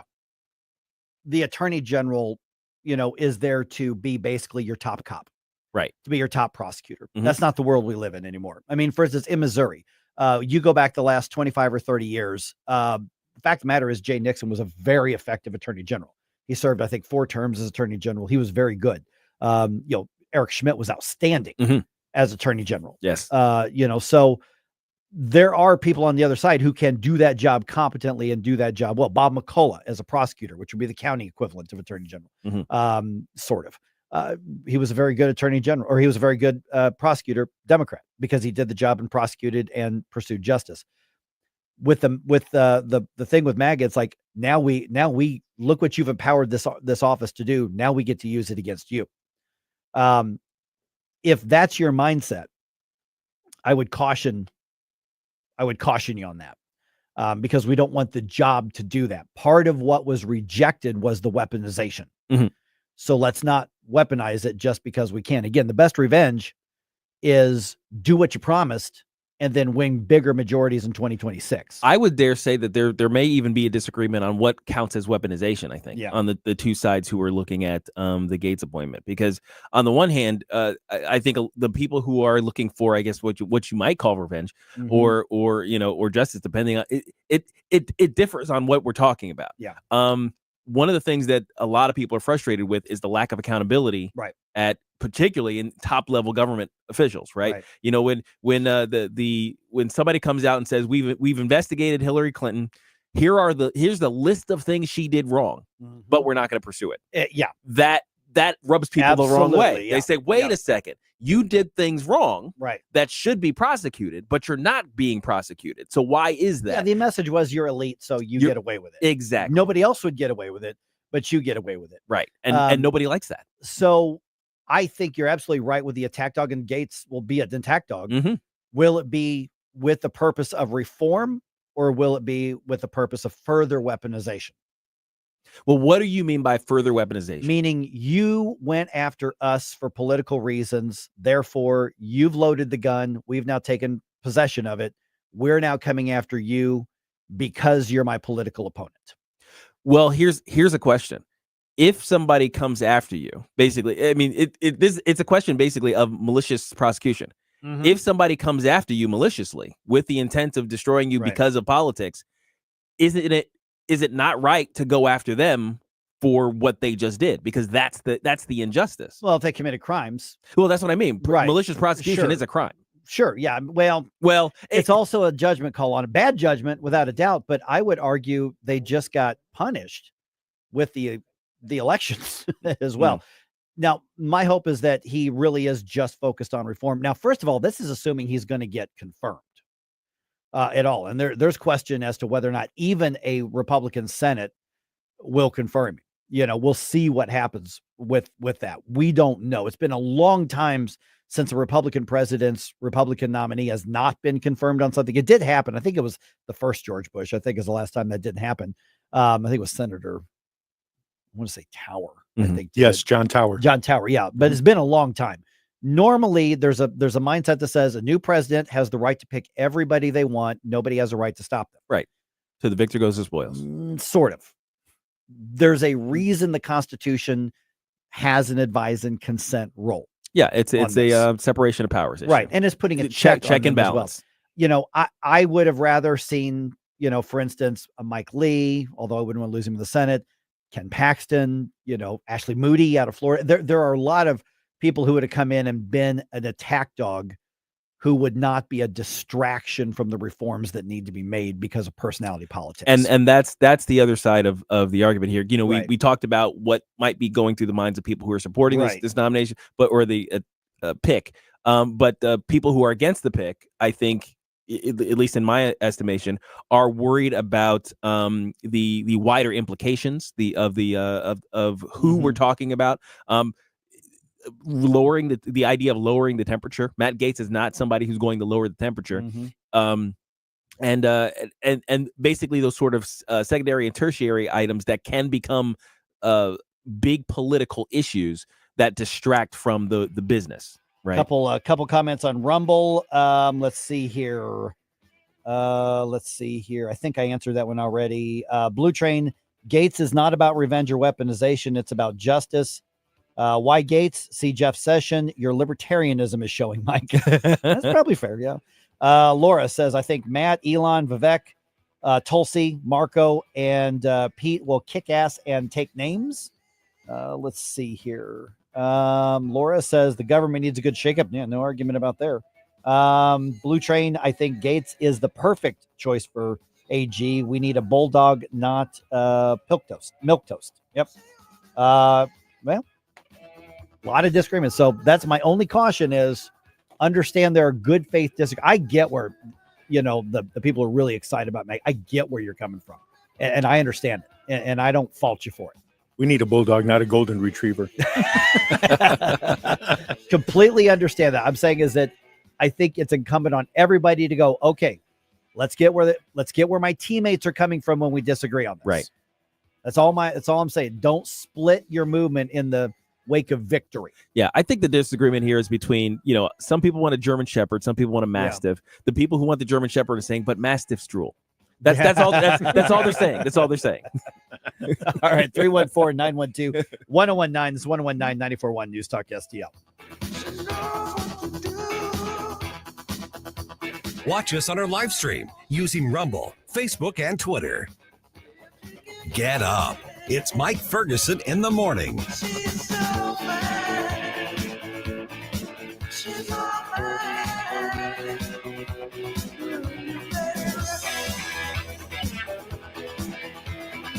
Attention St. Charles, looking for a local spot that satisfies all your cravings? Mario's Donut Restaurant is your place to go for breakfast, lunch, and dinner. From mouth-watering sandwiches and omelets to delicious gyros, Mexican dishes, salads, and wraps, we've got it all. And don't forget our famous donuts. They're so good, they'll make your eyes glaze over. Dine in or carry out. Our friendly staff is ready to serve you with love and care. Mention News Talk STL when you visit. Call 636-447-4515 or visit mariosdonutrestaurant.com. Need reliable auto service from people you can trust? Look no further than Western Tire and Auto. For over 15 years, we've been your complete automotive repair center, family owned and operated, with owner Dean Kleethermes bringing 30 years of industry experience. At Western Tire and Auto, you're not just a customer, you're family. We promise 100% satisfaction, treating you with the transparency, respect, and honesty you deserve. Visit us in St. Peters or in Florissant. For appointments, call or check westerntireauto.com. Western Tire and Auto, your local automotive experts since 2008. Looking for that perfect farm fresh flavor? For over 25 years, Anthony's Produce has been St. Peter's favorite harvest destination. Bundle up with our premium firewood delivery service and make your Thanksgiving gathering unforgettable with our gorgeous party platters of fresh fruits and veggies. Wow your guests with Anthony's stunning fruit bouquets and decadent chocolate-covered strawberries. Open year-round daily from 7 to 5, 701 Juggerman Road and at anthonysproduce.com. Anthony's Produce, bringing farm fresh goodness to your table since 1997. Tony Colombo here, reminding you to visit my friends at Bluff City Outdoors in Alton before your next trip into the great outdoors. For decades, Bluff City Outdoors has covered all the needs for area fishermen, and they'll always have all the best bait, tackle, and gear for your next trip on the water. And now they cover all your bow hunting needs, including their state-of-the-art indoor archery range and techno hunt system, open every day for you to come shoot, or you can join a league. Follow Bluff City Outdoors on Facebook and learn more at bluffcityoutdoors.com. This hour of Mike Ferguson in the Morning brought to you by Window World. Simply the best for less. 314-993-1800 or visit windowworld.com. Hey everyone, this is State Senator Nick Schroer. I am the host of Stand and Fight every Sunday night. Right now, let's hear more of Mike Ferguson in the Morning Show here on News Talk STL. Well, we got a lot of chat going on Rumble in particular. Vicky says, I'm not excited, but willing to see what he does. I think that's fair. Same. Yeah, that's where I'm at. That's fair. Yeah. Yep, exactly. All right. 314-912-1019, right around 8:04 or so. Is there a chance that governments at all different levels are going to be forced to cut spending and cut back? Going to be forced to. We like to think that way because we know they don't want to do it willingly. Oh, gosh, yeah. But I'll tell you, in the St. Louis County level and also at the federal level as well. 7:52 right now. Got Steve on the line here. Hey, Steve, thanks for being on. We're talking about a lot of these nominations, man. What's your take so far? Discussion. Well, first off, I'd like to agree with you that the pick of Tulsi Gabbard is just brilliant and inspired. I can't think of anything more appropriate to have the woman suddenly be the boss of the people who put her on a watch list. There have to be some terrified people in the national security establishment right now. But as far as Gates, I'm kind of, I think I do see both sides. I'm not a fan of his, but I don't hate him. I'm kind of in between. That's kind of where I am. Yeah. I do think it's probably not the best pick, but we'll have to see what happens. But I do think that one thing we have to recognize is none of these are being made in a vacuum. I think that no matter what he does, if he does just simply go after those who have abused power and done malicious prosecution, otherwise, done some of those horrible acts, even if he only sticks to that, they're legally justified, it's still going to be portrayed by the media and by the Democrats as political persecution, no matter what he does. Yeah, you're right. Would you agree? Oh, absolutely. Oh, they're going to portray it that way. Absolutely. Which of course, those of us here, Steve, obviously on the right and especially in a conservative station like this, we're going to go, that's what they've been doing this whole time. But the media has a very, very short memory and they're going to conveniently forget all of that. Now, well, when they do it, it's not persecution. Right. When they do it, it is. Right. Absolutely. Yeah. When they do it, it's not discrimination. When we do it, it is. When they do it, it's not censorship. Right. And this is one of the reasons I think a lot of people on the right need to stop worrying about what the media says. I mean, you factor in the influence that media does have as far as creating narratives. And I know that we think alternative media and social media has totally replaced it, but it's not, because the regular media is on social media at the same time. And so we do need to be, conscious of it, but we can't make decisions based on what the media is going to say about us. But also the right, and this applies just as much to Trump as any of the other ones, and you being a communications guy, I think would agree. And they need to be much better at explaining their message and explaining why something is a good idea. And they just don't. They do a terrible job of selling their positions to the middle, the moderates who can be swayed easily both ways. They're not going to sway the hardcore lefties, but right. The middle of the roaders, the soccer moms, et cetera, whatever, sort of how you want to deem them, the right just doesn't do a very good job of explaining that and justifying and selling their positions. Ronald Reagan was a master of that. Many others are not. Yep. Hey, Yep. Steve, appreciate that. We're going to let Gabe reply because we got to get to some news here. Thanks so much. Oh yeah, absolutely. I think that's it. That's when the Democrats talk about how they failed at messaging this time around. It's like it reminds me of what the right's actual problem is very often messaging, pretty much in every election. Because like I said, like I generally say, we have the right answers, but it's tough for us to sell them sometimes. Well, and that doesn't mean that sometimes we need to be. I hate to say it, nicer in the messaging because I'm trying to win votes. Right. But the solutions are the solutions. And sometimes the solution is pick yourself up. Yeah. Well, you're responsible for you. Stop whining and make me pay for you. But that doesn't sell to a lot of those people in the middle. So there are other things. But for instance, like the very people that Steve was talking about, you're talking about here, Gabe, is that it was assumed by the Harris campaign that's who was going to deliver the victory. Oh, yeah. That's right. Those suburban women. Yep. Well, why did so many of those women turn against them?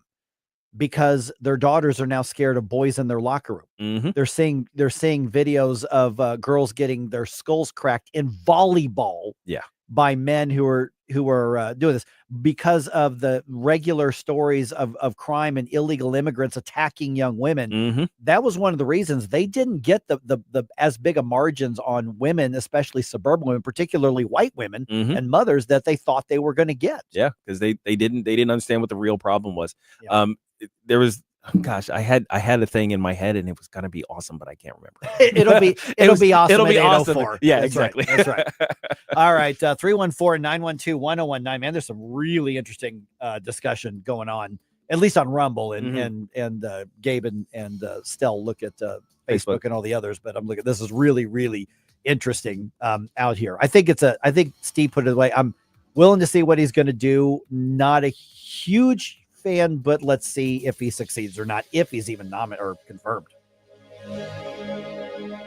Here's my problem. Completely agree with your sentiments. He talks about we're divided. Well, yeah, we are. And we need to wake up as a country and realize what's going on. 101.9 and 94.1. Number one for conservative talk. News Talk STL. Craving something twisted, something deliciously different?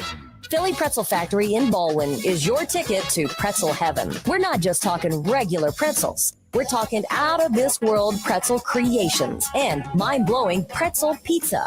Don't get yourself in a knot searching for the perfect snack. We've got party trays, specialty items, assorted pretzel tins, plus our legendary dips. Philly Pretzel Factory in Baldwin. Online at phillypretzelfactory.com. Connor Roofing. You can count on Connor. Congratulations to the awesome team at Connor Roofing for earning the 2024 National Best of the Best Award for Customer Satisfaction. Connor Roofing has now won back-to-back honors because they do outstanding work in all types of roofing, storm damage restoration, siding, gutters, both residential and commercial. We chose Connor Roofing without telling the owners, Rob and Kathy Connor. Their customer reviews are some of the best in the country. Please read them. Visit ConnorRoofing.com and request an estimate. Connor Roofing. You can count on Connor. History, wine, spirits, food, and music, plus an awesome name. That's the Old House in Hog Hollow.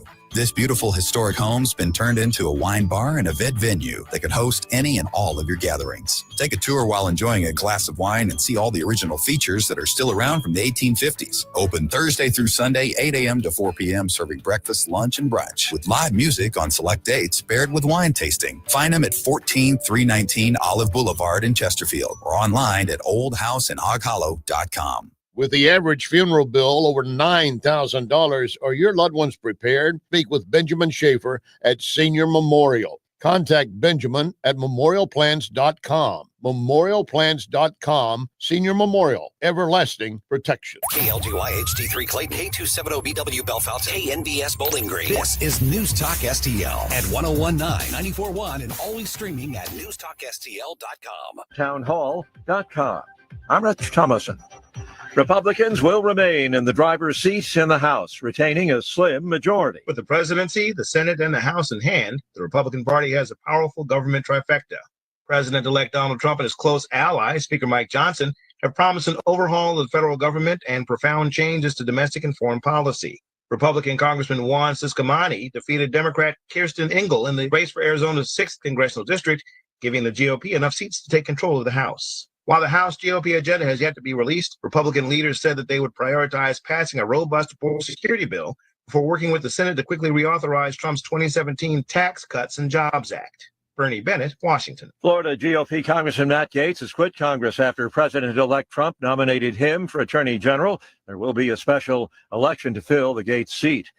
A legal win for Elon Musk and his pre-election $1 million voter sweepstakes. The judge ruled Philadelphia's top prosecutor failed to show it was an illegal lottery. The prize was open only to swing state voters who signed a petition endorsing the constitutional right to free speech and to bear arms. Lawyers for Musk's America PAC revealed in court the recipients didn't win a game of chance. They were instead chosen to be paid spokespeople for the group. DA Larry Krasner said people were being scammed. The judge said Krasner didn't provide any evidence beyond mere speculation.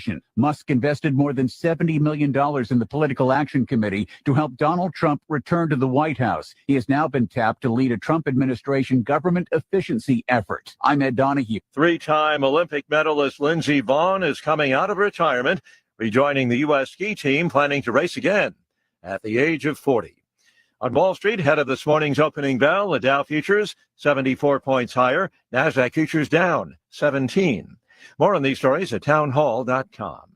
The following is not an actor, but a real-life story from Trinity Debt Management. My debt problem started probably about 2016. I needed my life to change financially. I called Trinity and I ended up joining based on high credit card bills and high interest rate. And my counselor at Trinity has been great, and Trinity has been helping me to get on the right path of paying off these credit card bills, bringing down the interest rate. They have consolidated my bills into one low monthly payment. And now I am finally getting out of credit card debt. So I just want to say thank you, Trinity, for showing me a better and greater path. If you're in debt and you need help, call Trinity at 1-800-990-6976. My name is Sharon, and soon I will be debt-free for keeps. 1-800-990-6976. From the Michaels Flooring Outlet Weather Center. Drizzle and light rain will finally shut down and move out through the morning, but these clouds are going to hang in there for most of the day. And with a breezy northwest wind, temperatures just don't budge much. A cool high of 55 degrees. Gradual clearing tonight, though, as the winds settle down, a low around 43. Skies turn mostly sunny on Friday. A nice finish to the work week, up to 60 tomorrow afternoon. And I'm thinking mid-60s for Saturday. At your First Alert forecast, I'm meteorologist Matt Chambers. This hour of News Talk STL brought to you by Jewels on Hampton, paying some of the highest prices for your gold, silver, diamonds, and more. Call 314-752-5000 or visit jewelsonhampton.com. Hey, it's Tony Colombo inviting you to join my band along with Somebody to Love, tribute to Queen, for an awesome night of music Saturday, November 30th at Diamond Music Hall. Join us as we kick off the season of holiday cheer with my band, Tony Colombo and the North County Sound Machine, featuring Katie Fitzpatrick, a tribute to Duran Duran, and Somebody to Love, a tribute to Queen. Support live local music and join us for a great party Saturday, November 30th at Diamond Music Hall. Brought to you by Weber Chevrolet. Get your tickets now at diamondmusichall.com. I'm Dr. TJ, owner of the Institute of Natural Health, co-owner of Optimal Nutraceuticals, and the host of Wellness 101. Wellness 101 is designed to cut through the nonsense and provide you common sense, science-based information regarding health and wellness. On the show, we discuss topics like thyroid health, gut health, hormone optimization, and many others.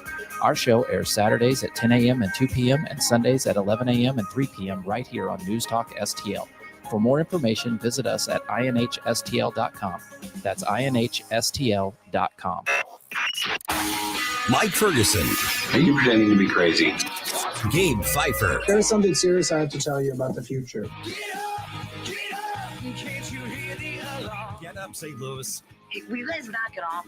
Mike Ferguson in the morning on News Talk STL. Get up! Get up! This is your cousin. All right, maybe this is just a dream. I mean, maybe I'm giving you something to fantasize about as you lay your head on the pillow tonight. But are we entering an era of actually cutting government at local and state and federal level? Oh, please. Okay, it would be so good. Here's why I say, is this just a pipe dream? Because every election cycle, that's what we hear. we're going to cut. We're going to cut. We're going to get a cut. Oh, and yeah. then come the end of the session or come another end of the year in Congress or whatever. It's like, oh, we tried, but we had to increase spending by whatever percent. No, you didn't. No. But you did. No. Yeah. But definitely we got to protect you from that side, which wanted to spend more than we did or wanted to regulate more than we did. Right. Yeah. So we're just moving towards the fiscal cliff slightly slower than the previous time. Okay. So here's why I asked that question, because I'm putting some similarities together in a very St. Louis County local story and what we're seeing in Washington, D.C. It's interesting with the property tax freeze, the senior property tax freeze, and stay with me here. 314-912-1019. You've got some thoughts on it. They have had so much response. Now, remember, Sam Page and his administration drug their feet. They did not want the senior property tax freeze to be a thing in St. Louis County. Not at all. Because that takes a portion of the population and it doesn't allow them to raise their taxes. Infinitely. Right. Year after year after year after year after year. Mm-hmm. Or property taxes every 2 years. So the popularity of the property tax freeze is so overwhelming that they've now paused applications until Monday. So they're not shutting down the program. This isn't a Sam Page dragging his feet again. They've had over 30,000 applications. So these are people in that age group that qualifies, which are the older residents, homeowners, 30,000 households. There's no reason to me why they shouldn't have anticipated this level of response. And that's part of where I'm going with this. That's it. So they have had such an overwhelming response that they have to do a software upgrade already because their processing and their systems. And I know you'll think, well, why didn't the computer just do it? Well, there's probably somebody who has to work with it in the thing. Yeah. So they're automating something, whatever they're doing. They probably designed it badly. I'll say it that way. or bought the cheap version. Right. They got it on the Temu. full version or they whatever. Got it on Temu. Right. Yeah. They did. And so what's happening is that you can't go online today or tomorrow or over the weekend and put in an online application for your property tax freeze. You can't even go in and do the application in person until Monday. So if you've already got your appointment to meet with the people to show them your documents, that's still good. To show up to that. That's still happening. Right. But what you're seeing is a clear response from St. Louis County. And we saw this in St. Charles County as well. Clearly, people say, we want this. We understand that we are limiting the amount of money that goes into government. We choose ourselves over government. Right.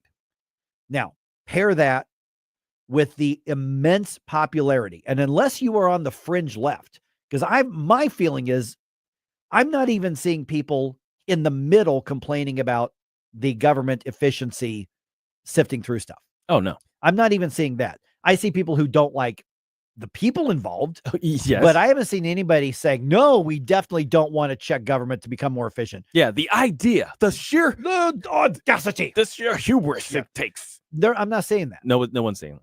So are we entering an era where enough people have said, that's it, we're not kidding, and we're going to get government restricted? Because what's going to have to happen in St. Louis County, one of two things. 30,000, 40,000, 50,000 seniors, there's a possibility that 90,000 households are going to apply for and qualify for the property tax freeze. Mm-hmm. Good. Yeah. But then they're going to say, but that's going to limit our revenue, because remember, they project out their revenue assuming a raise for government every year. Right. That's how it works. That's how it works. And so often when you hear we're going to cut spending, what they do is they look at that projection and they say, well, we're just not going to spend as much of an increase as we were before. And therefore, in government speak, that is a cut. Right. It's not. Instead of increasing this budget by 7%, we're going to increase it by 5%. Look, we made a 2% That's a cut. 2% cut. It's 2% cut. Instead of going, no, that's a 5% increase. Right.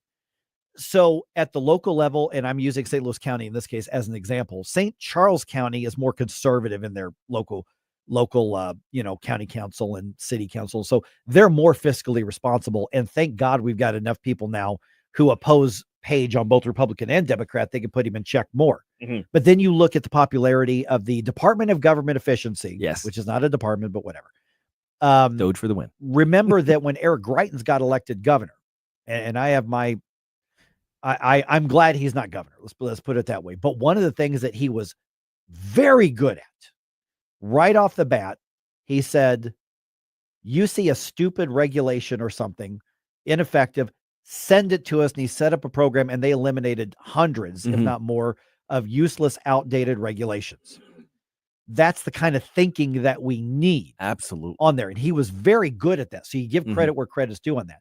So the question then is, when it comes to limiting government, because when you limit government's money, you limit their power. And then, of course, what we see in the city of St. Louis and the county of St. Louis and other areas on Illinois, they want to punish the people who want to limit government by cutting things like first responders instead of the largesse of other things. So everybody's excited about reform that's happening. Donald Trump's election was a massive middle finger to the far crazy kooky left. Absolutely. So are we entering an era where we might actually see government cut? Oh, it would be glorious. Now, one of the things that I've been watching Doge kind of develop, because it's developing basically on Twitter. Vivek and Elon kind of trading tweets about it, and one of the things that they said was they're gonna make it everything transparent. They're as they build their list of things that need to go, they're going to be showing all of us, and they're also going to have basically the tip line version of it, where it's like, hey, if you see something stupid, tell us, and then and there we go. And I think that's brilliant.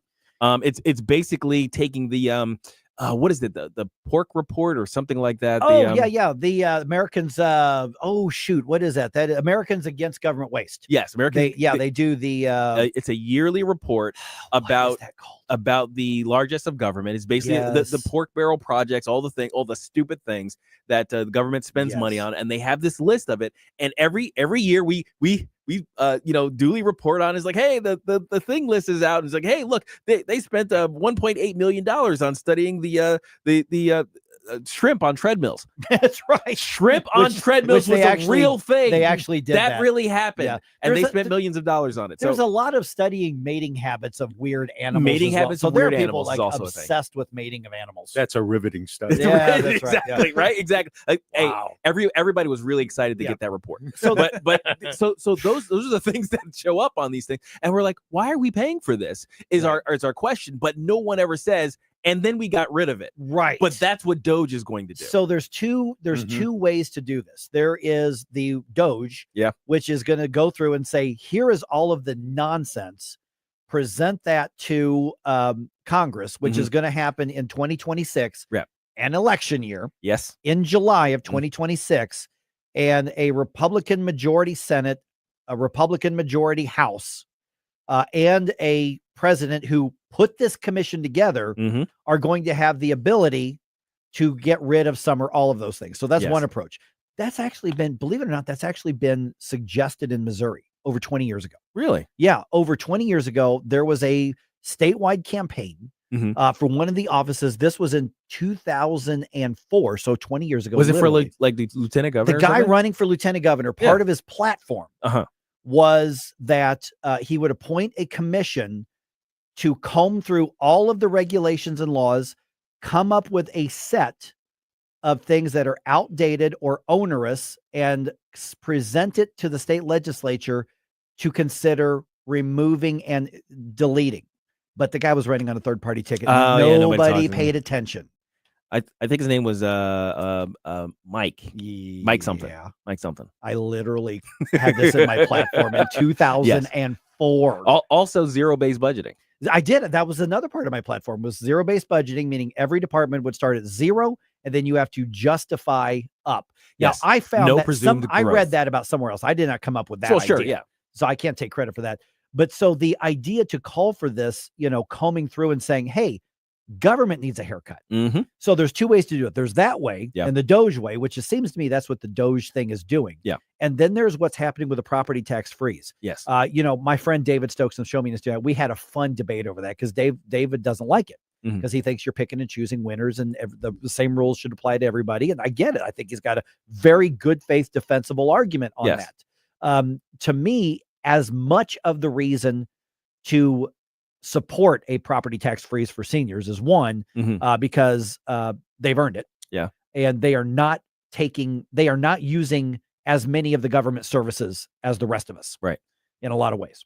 So I think it's fair. But secondly, any place that we can bind the hands of government and force them to cut or force them back into the lane by cutting off the money, I think we should do it, and that benefits everybody. I will take the incremental approach to trying to limit government money and therefore force them into the position where they need to be efficient. I will absolutely take every little bit that we can, even if it means violating the whole picking winners and losers aspect. Right. So here's the other question here, and I know we got to get to an information segment here in a second. When you look at what Doge is doing, is that something that if you get elected to your city council, or you get elected to the county council, or you get elected to your school board, or you get elected to the water district board of directors, or you get elected to the fire department district or the ambulance district, is this something you can say, hey, if they can do that with the federal government, maybe we should do that here. Let's appoint a commission to go through and just audit ourselves and see if there are regulations or cost or spending that we could cut back on and just freshen up ourselves. So is this something that what Donald Trump is putting together, or has, well, I say is putting together because they're assembling their team still, but what he has announced that they're doing, is that something that could be a model for every level of government? I love it. Yes, absolutely. I think every level of government will push back because they don't want to be audited. Well, yes, that's true. I'm afraid to say that. You would need somebody with the chutzpah of a Donald Trump, to do that, to implement that type of thing. It would most likely happen in a place like St. Charles County or Jefferson County. Yes. Where people are very, very, very closely watching their government. By the way, there is so much interest in keeping government locked into place in Jefferson County. I remember when Jefferson County was blue. It ain't blue anymore. That's right. People had their say, a while back and said, no, this ain't working. I am telling you that there is a cool project involving this radio station coming within weeks regarding Jefferson County. Yep. It's going to be really cool. It'll be cool. I know what it is. I could tell you, but I'm not going to because you have to keep listening so I can tease you more about it. I'm just saying, do a search on social media. See what you find. Find an interesting Jefferson County or Jeffco thing. Follow it now. Just do it. All right. Let's bring you up to date on a lot of stuff going on here. Just had a 1019-94.1 News Talk STL. You're such a tease. Sexy. Somebody's got to do it. Destination, making cold mind to fight your war. Stop it right now. Follow us on Rumble at News Talk STL. Your indifference. Stop it right now. Get up, St. Louis. It's Mike Ferguson in the morning. Get up, can't you hear the alarm? Get up, this is your cousin. Hungry for the best steak you'll ever have? Head to the heart of Moscow Mills and discover Harry J's, a local landmark and family-owned steakhouse, serving up excellence since '98. From mouth-watering appetizers to decadent desserts, Harry J's has something for everyone. Enjoy our extensive bar selection while soaking in our friendly family atmosphere. Whether dine in or carry out, your meal is prepared to perfection. Make the drive to 300 Main Street and treat yourself to a taste of Moscow Mills' finest. Harry J's, more than a steakhouse. We're a tradition. Looking for top quality tactical gear and expert advice? Look no further than Discount Tactical, your one-stop shop for all things firearms and self-defense. Located in the heart of Warrenton, we've been serving the community for 3 years with our friendly, professional, and knowledgeable staff. From custom AR builds and silencers to the largest selection of parts, we've got you covered. Self-defense weapons, SBRs, knives, ammo, custom holsters, weapon lights, optics, and body armor. Discount Tactical. Online at discounttacticalarmory.com or stop by today and gear up with confidence. News Talk STL is proud to have Doug Voss of Safe Bunny Radio as part of our lineup each week. Doug has been a staple on the St. Louis radio airways for many years as one of the leading financial experts in the area. You can now hear Doug and Safe Bunny Radio 3 times every week yet on News Talk STL. But in case you miss anything, you can check it all out at DougVossSafeBunnyRadio.com. What else do our listeners need to know, Doug? Simply put, I focus on helping pre-retirees and retirees build, preserve, and protect retirement assets, and I've been helping my clients clients solve their insurance and financial needs for the past 33 years. I also strive to educate my clients on how to prepare for retirement, minimize the impact of market volatility on their assets, and deal with the challenges of increased longevity. Call me today at 844-676-SAFE. That's 844-676-7233. Doug Voss is a registered representative. Securities offered through DHL Securities, LLLP. Member FINRA and SIPC. News Talk STL. First thing in the morning and pretty much all day. Live and local. 1019 and 94.1. News Talk STL. Love the music you hear on the morning show? Check out Mike's morning music playlist at newstalkstl.com. Shot to the heart, and you're too late, darling. You give love a bad name. Speaking of. Sorry, I'm not supposed to do inside stuff, but that was funny. That was. All right. Anyway, let me move on here. All right, let's see here. Let's cover what's happening around the country, around the area. Republicans picked their leader in the Senate. Everybody's happy. Everybody's united. Right? Right.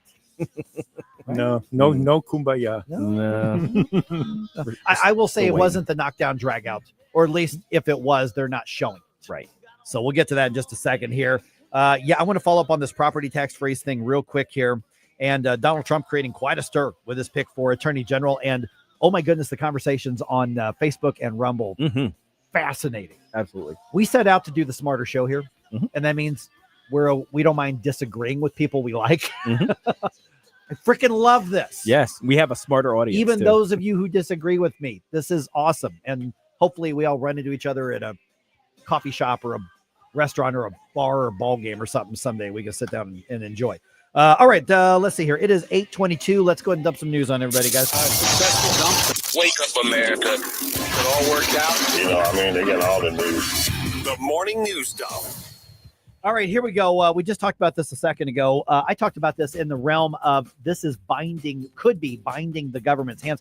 Now, what's going to happen is St. Louis County at some point is going to go, well, we just have to raise taxes then. Except, no, you don't. Going to try and sell it that to us, yeah. So St. Louis County is pausing the senior property tax freeze program for just a few days. Don't get too mad, okay? I know it's going to be an inconvenience. And given Sam Page's foot dragging on this, your initial reaction is going to be, oh, here they go again. No. This is actually a good problem to have. So they're going to resume taking applications on Monday. And by taking applications, I mean both online and in person, because I'm not making a joke here, but there are some older folks that just don't do the online thing still in 2024. So they have a thing where you can come in and apply in person. Right. Can't do that until Monday at all. So you can't do it at all right now. And that is because of such a high demand and a massive amount of applications for the program.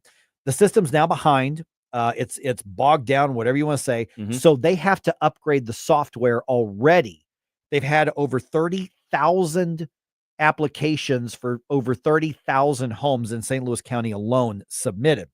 So for those of you who have already submitted those and you got your appointment with the person from the County Department of Revenue, that is not changed. That's not paused. If you're supposed to meet with somebody at 10:30 today, show up. You're still meeting with them at 10:30 today. It's just new applications that are going to have to wait until 8:00 Monday morning. Right. Yeah. So,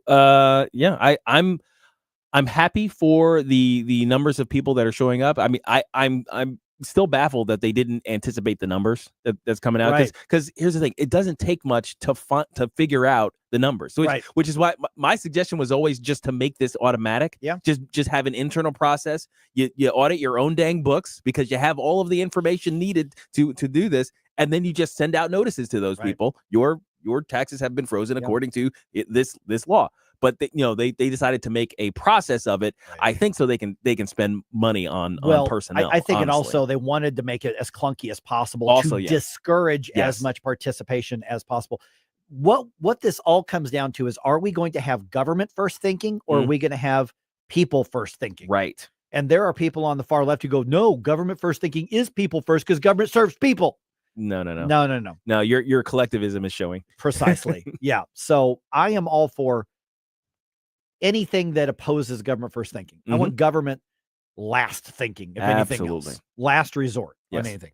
All right. Republicans have elected South Dakota Senator John Thune as the next majority leader. The 63-year-old Thune is in his fourth Senate term and has promised to work closely with Donald Trump, despite differences the two have had in the past. In fact, he'll be a crucial part of the incoming president's ability to push through his policy agenda. Thune managed to beat two opponents, Rick Scott of Florida and John Cornyn of Texas, both with stronger pro-Trump credentials. In a statement, Thune said he was, quote, extremely honored to have earned the support of my colleagues. Bob Agnew reporting. All right. Illinois' U.S. senators obviously are both Democrats. They were not involved in that process. Josh Hawley voted for John Cornyn, and Eric Schmidt voted for Rick Scott. Right. So neither of Missouri senators actually voted for Thune. Senator, Although, you know what? There were 2 rounds, I think, of votes. So I think Hawley might have voted for Hawley would have Thune's- probably voted for Thune in the second one. round, Yeah, that's yeah. a good Yeah. point because they had a runoff thing. So Rick Scott was the first one Correct. eliminated from the voting here. So that's a good point. That's Not to fair be as well. techie. Yeah. Well, yeah, I mean, Technical. Precision in language. That's right. All right. Senator Tommy Tuberville out of Alabama. I think so. He was on Fox Business once the news broke that Senator Thune was going to be the majority leader. On the team, he'll work with President Trump. I voted for Rick Scott because I thought he could communicate better with President Trump because they were both in the business world. But John Thune got the nod. Let's go. We're not going to have a lot of time to waste. I think he'll do a good job. But again, President Trump and J.D. Vance are going to be running the Senate. Okay, so that is from Fox Business's The Evening Edit with Elizabeth McDonald. My hope, and I just want to point this out because I imagine somebody went, whoa, what was that thing at the end right there? My hope is that was a slip of the tongue, that he meant something else. I understand that there's a mandate by voters, but under no circumstances do you want the president and the vice president running the Senate, even if they've got the same party. I want the separation of powers and checks and balances in there. So that's part of, we elected senators as well. Yeah. So I hope that was just a misstep. It sounds like he was trying to say in so much shorthand that basically the Trump agenda that was voted in overwhelmingly is going to have a friend in the Senate. That which I am 100% okay. Yeah, exactly. Yeah, but I don't want the president running the Senate any more than want the president running the House or the Speaker of the House running the Senate or the Majority Leader running. Nothing like Separation of powers, please. Yes. And precision of language. Yes. By the way, speaking of the House, boy, I tell you, Mike Johnson's got a tough job right now. Oh, gosh, yes. Oh, my goodness. Talk about herding cats. Okay, so Donald Trump's picks for his incoming administration, he is plucking a lot from the U.S. House of Representatives. As I'm sure you've heard, Matt Gaetz is no longer in Congress. He was just reelected last Tuesday, but now he's resigned from Congress because he has been picked to be Attorney General by Donald Trump. Now, we never talked about the implications of the resignation so early. Right. So he's resigned. If he's not confirmed, he's just out of a job, although I think his books have done well. He'll be fine. Oh, yeah. He'll pay the rent. He'll pay the mortgage. He's going to be fine. But he's no longer in Congress. He's out. Right. He has resigned. Past tense. Now, since he hasn't been seated for the new Congress, has he resigned from the old Congress, and then the new Congress has to have a different? Okay, how's that going to work? Okay, so that's a excellent question. So he has resigned from the current or old Congress, right? So he will not. I mean, technically, he could still show up and be seated because he was elected for this next term, right? But he's obviously resigned, and so if he's not going to be seated, it's vacant. And now there's got to be a special election. Special election, not appointment. Not appointment. Okay. Special election in Florida. And then you have Mike Waltz, obviously from Florida, as well as National Security Advisor, Senator Marco Rubio in the Senate, but that's a whole different thing. So all of those are chipping away. And then Elise Stefanik up in New York, who's going to be the ambassador to the United Nations. So out of the very thin Republican majority, 3 of the Republicans who just won re-election have now been plucked into the Trump administration, making Mike Johnson's job that much harder. Yeah, Johnson's saying no sick days for anybody. Yeah, exactly. He was on Hannity last night on Fox News, and he says he really is going to need Ron DeSantis's help to make sure these seats get filled and elections get called quickly. He'll be an active participant. We'll get this done. We're assured to have Republicans reelected in all these seats, and we'll work with a smaller majority of 1 or 2 for the amount of time that we have to, but we're going to be very aggressive. Okay, so that's good, but you better be, getting the barbecue parties and the potlucks for everybody in your caucus to get everybody on the same page on the big stuff. Oh, yeah. Battle it out over the other stuff, but the big stuff, you better be ready to go here. All right, Donald Trump visiting the Oval Office for the first time since the election, greeted by President Biden as they discussed. I was surprised. I didn't realize this till Stell told me this. That was like a 2-hour meeting in the Oval Office. I did not know it was that long. Apparently very cordial going on for between two guys who can't stand each other. But the meeting apparently went very well. And here's Donald Trump speaking in the Oval Office with President Biden. Politics is tough, and it's many cases not a very nice world, but it is a nice world today, and I appreciate it very much. A transition that's so smooth, it'll be as smooth as it can get, and I very much appreciate that, Jim. You're welcome. Smooth transitions of power are important. Yeah, well, yes, in a republic, in anything that uses a democratic process. But I tell you what, though, Biden looked really, really happy to hand the country over to a fascist. He really did look relaxed and joking. And but if you think about it, I'm not from a political, but from a personal perspective, Joe Biden just got thrown under the bus. Yes. Or to use terms that he would understand, he was just thrown under the carriage. And then backed over by his own party. So I got to think you would be tempted if you're Joe Biden to basically look at your party and go, see, Biden out. And then mic drop, drop the phonogram. or the beach chair. Yeah, precisely. Be sure to turn your record player on at night. That's right. Yeah, exactly. All right. Let's see here real quick here. The Blues hope to end their short losing streak tonight in Buffalo. Tonight's puck drop is at 7 p.m. our time. Blues come into the game 7-9-0. Lost the last 2 games, if I remember right. The Sabres are 7-8-1. ESPN Plus has that game. All right, 314-912-1019. This is 1019-94.1 News Talk STL.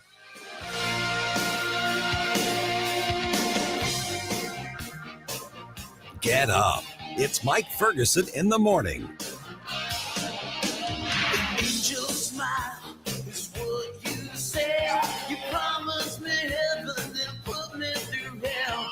Chains of love got a hold on me. When passion's a prison you can't break free. Oh, you're a loaded gun. Yeah. From the Michaels Flooring Outlet Weather Center. Drizzle and light rain will finally shut down and move out through the morning, but these clouds are going to hang in there for most of the day. And with a breezy northwest wind, temperatures just don't budge much. A cool high of 55 degrees. Gradual clearing tonight, though, as the winds settle down, a low around 43. Skies turn mostly sunny on Friday. A nice finish to the work week, up to 60 tomorrow afternoon. And I'm thinking mid-60s for Saturday. At your First Alert forecast, I'm meteorologist Matt Chambers. Fox News commentary. Why did the once proud Kamala surrogate Mark Cuban delete his pro-Kamala content? I'm Tommy Lahren. More next. Hi, I'm Angie Hicks, co-founder of Angie. And one thing I've learned is that you buy a house, but you make it a home. Because with every fix, update, and renovation, it becomes a little more your own. So you need all your jobs done well. For nearly 30 years, Angie has helped millions of homeowners hire skilled pros for the projects that matter. From plumbing to electrical, roof repair to deck upgrades. So leave it to the pros who will get your jobs done well. Hire high-quality certified pros at Angie.com. Once very proud and very vocal Kamala supporter Mark Cuban has seemingly deleted nearly all of his political posts advocating for Kamala. The billionaire entrepreneur who once flooded our social media feeds with his Kamala policy endorsements and appeared on several news networks lauding her qualifications has done a sweep of his social platforms. A deep dive into his X page reveals he has seemingly deleted all but one of his posts mentioning Kamala by name. That's not all. A search of his page shows only 2 remaining posts with the name Trump mentioned. After users noticed this odd move, Cuban commented that he regularly does this kind of house cleaning. If I were to speculate, though, I'd say this probably has something to do with Mark's utter humiliation after he called the woman around Trump weak and unintelligent, combined with buyer's remorse for endorsing the failed candidate Kamala Harris in the first place. The internet is forever, Mark. I'm Tommy Lahren, and you can watch my show, Tommy Lahren is Fearless, at Outkick.com. How are the trees, shrubs, bushes, and all of your other valuable outdoor assets doing at your home or business? Tim Jones here to remind you that Hanson's Tree Service at hansonstree.com is your one-stop shop for all your tree care needs and so much more. From top-notch tree services to outstanding organic mulch, green resource recycling, grinding and land clearing, and more, let Hanson's team of expert insured arborists take care of your yard so it looks the best it can be as we head towards fall. Get a free quote. Book an appointment today at hansonstree.com. That's hansonstree.com. Getting new flooring can be exciting, or it can be a hassle. To make sure you have a great experience, use Michael's Flooring, like I did. Hi, it's Susie Moore, and Michael's Flooring has become my go-to for quality, variety, and an all-around great experience. They've been locally owned and operated for more than 30 years. Carpet, hardwood, laminate, ceramic tile, natural stone, luxury vinyl, it doesn't matter. Michael's Flooring is ready to help. 3 locations to pick from: St. Peter's, Darting Prairie, and Creve Coeur, or online at igotfloor.com. That's igotfloor.com. The Republican Party of the City of St. Louis wishes you a Merry Christmas and Happy Holidays, no matter how you celebrate the season. Join the City of St. Louis Republicans for their annual holiday party, December 18th at PH Rose. There'll be a silent auction, raffle, and plenty of holiday cheer. Go to stl-gop.com to get your tickets and learn more. The City of St. Louis Republicans wish you a joyous holiday season and a prosperous new year. Paid for by St. Louis City Republican PAC, Curtis Farber, Treasurer. Here's my problem. Completely agree with your sentiments. He talks about we're divided. Well, yeah, we are. And we need to wake up as a country and realize what's going on. 1019 and 94.1. Number one for conservative talk. News Talk STL.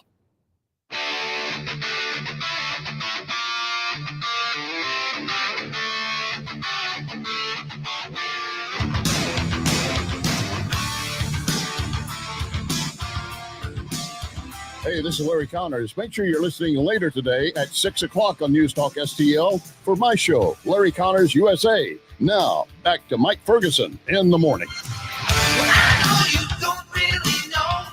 It's kind of funny looking at all the transition stuff. Mm-hmm. And you do have to give credit where credit's due. And I said this earlier in the show here, is that the Biden administration so far, and we'll see what happens when it gets to the nitty gritty of things, so far, the Biden administration seems to be doing the right thing and paving the way, keeping the doors open so Donald Trump can seamlessly come in and take over. Right. So hopefully that continues. We'll see if they run out the door with some silverware. And then Matt Gaetz is going to get him. And then Matt Gaetz is going to get him. You're right. Speaking of Matt Gaetz, by the way, I just wanted to make sure a couple of listeners who chimed in on Facebook got their say got their here. due. Paul says, hey, keep in mind that all the U.S. citizens that have been wrongly imprisoned by this administration over the past 4 years, they're still sitting there waiting to be freed. So there is a lot to be said about, like the protesters at prayers. So he's talking the prayers, the people who pray at the abortion clinics who basically been swatted and dragged out of their homes for just peacefully protesting. That one guy, they sent in a SWAT team to was it Pennsylvania, Massachusetts? They literally sent in a SWAT team and arrested him in his house in front of his kids at gunpoint. Yeah. And he had prayed and maybe handed out some flyers outside of an abortion. So he used this. Those are the types of things where anybody responsible needs to be rooted out and eliminated from any government position. And you know what? If they committed a crime, okay, go get them. But the important thing is getting them out of there. And that speaks to what Allison's comment here is: Gaetz will not abuse the power of the office, but will uncover corruption, which the American public needs to know about. So basically, the types of people who issued the order to go and swat the guy who was praying in front of the abortion clinic, those guys need to be rooted out of the government, and Matt Gaetz might be the guy to do it. That's her suggestion. That's how I'm taking it. I hope if he's confirmed. Yes. If he's confirmed. And I think Gaetz is enough of a lightning rod, even within the Republican Party. There is a chance that he doesn't get confirmed. Now, there's going to be hell to pay by some people if that happens. He's going to draw some detractors out of the Senate. Whether there are enough of them to prevent his confirmation, that's another story. Yeah, because he doesn't play the uniparty game. Right. So he's got plenty of enemies inside the party, I think, who would love to see him not get through. Right. Well, and he's created some of his own mess in some ways by throwing he's the a bombs firebrand. He does, Yeah, that's his nickname. But I asked this question on Rumble a little bit ago, that wouldn't those same people be targeted and rooted out if Ken Paxton, Josh Hawley, Ashley Moody from Florida, people who would, people who are still going to be reform minded. And I'll be really honest, I was really happy that Eric Schmidt says, no, please take my name out of consideration. I'm going to stay in the U.S. Senate. Yes. I'm fine with Josh Hawley because especially these situations, Holly is, he is ready to go get them. Oh, he's shown for, himself for ready this, for especially this. when the DOJ had the thing where they're targeting, what they call rad trad Catholics or whatever. The people like, look out if they're using Latin mass. They're probably troublemakers. Well, no, I think the Catholic Church by my house, St. Luke's, and I've never been inside of it. I think that's a Latin mass thing, and Catholics, let me know if I'm right or wrong about that. I think that it might be. There is one in the city. Yeah, that's down by the Soulard area. That's Latin mass, or at least they have a. I don't know, but they do one because I'm not Catholic. But I think that they might do one. I'm like, do you know what St. Luke's does to our neighborhood? They keep their property really clean and have a bunch of youth sports, and that's what they do. So Josh Hawley would do all of these exact same things. I think, and of course, if we had to get a new U.S. senator, we would get another Eric Schmidt type of Republican, right? Which is better than a Hawley type. And Josh Hawley was in the Senate. Yeah, Josh Hawley was a pretty good attorney general. So to me, that's the best case. Ken Paxton to me was a natural pick. I would have loved to have seen Paxton. Yeah, I mean, so Donald Trump knows that there's going to be chaos ensuing, right? With a Matt Gaetz pick. I mean, he knows that's going to happen. He has to. Yeah, so there is going to be, a lot of chaos on that. And there is already, and it's only going to get more, especially if the ethics committee, which is still investigating him, decides to publish the report. Apparently, they're voting tomorrow as to whether or not to make that public or not. And I don't know what's in it. I know that both conservative and leftist media say that they're being told that there's some very embarrassing and damaging stuff in there. I don't know. Right. We'll just have to wait and see. They may vote to not release it since he's not in Congress anymore. I don't know. That's a good point. Yeah. So I have no idea what's going to. That might have been one of the reasons behind the strategic resignation. I gotta think that's got something to do with it, because now that he's resigned from Congress, then it makes all that stuff move. They don't have the jurisdiction over him anymore because he's not in office, because that's an internal investigation. I've actually got a cousin who lives in Matt Gaetz's district. My cousin's pretty conservative, but he's not a big fan of Matt Gaetz. But I'm also trying to think, you literally just voted for them, and less than a week later, they tell you they're leaving. And our buddy Paul Kerman lives in Matt's district. Oh, that's right. Yeah, Because Paul Kerman, my cousin also lives in Pensacola. So I don't, they're probably not that far away from each other, would be my guess. I mean, Pensacola is a pretty good sized city, but I'm guessing they probably live on the same part of town, just because it's pretty successful, and so is Paul. I'm guessing they're not that far away from each other. Right. And so, but on one point you're like, okay, I understand, I get it. Sure. On the other hand, you're like, I just voted for you. Come on, man. Come on. Yeah. I'll say there are a lot of reasons not to confirm or not to bring up Matt Gaetz as the attorney general, as there are reasons to bring him in. You know what I mean? Say it again. There are probably, I'll say it this way. Yeah. There are probably more reasons not to appoint him to this position than to appoint him. Right. I mean, the bottom line is, could we get the same objective done by as much of a watchdog / attached dog with somebody who does not drag down with all of the baggage? Right. And so is it possible? Yeah, I think some of the names we just put out there would accomplish the same thing. So then the question is, okay, so why invite voluntarily create the chaos on this? So do you want a honey badger in there? Yeah, that's right. A beagle. That's or do you want a honey badger or another type of attack dog? I mean, it's Yeah, like I said. I mean, there's German shepherds and there are mastiffs. They are both easily trained to be attack dogs. One of them drools. That's you know what I mean. Like I think that's the way I look at it. And some people are like, you know what, the mastiff's a bigger dog. Yeah, but and we're saying, but he drools. here's another thing, and this is a really, really good point just made on Rumble.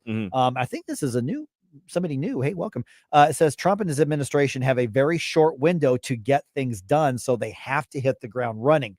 Yes. True. Yeah, we keep hearing about 100 days. The most productive time of any administration is the first 100 days. Yep. That's when the mandate is fresh.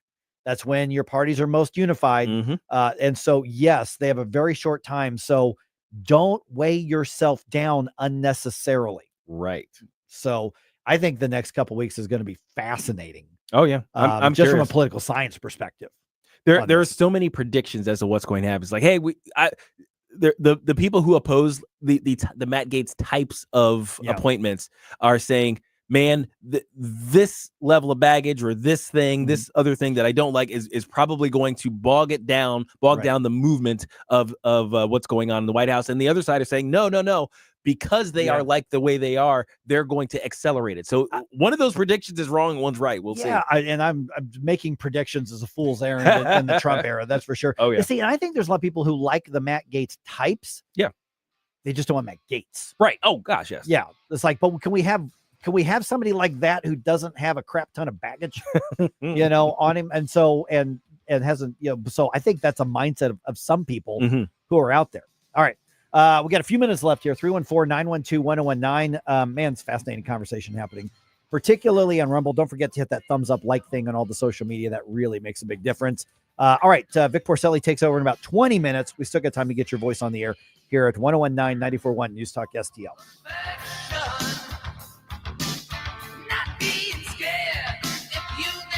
We give you news, analysis, opinion, and more. Only on News Talk STL.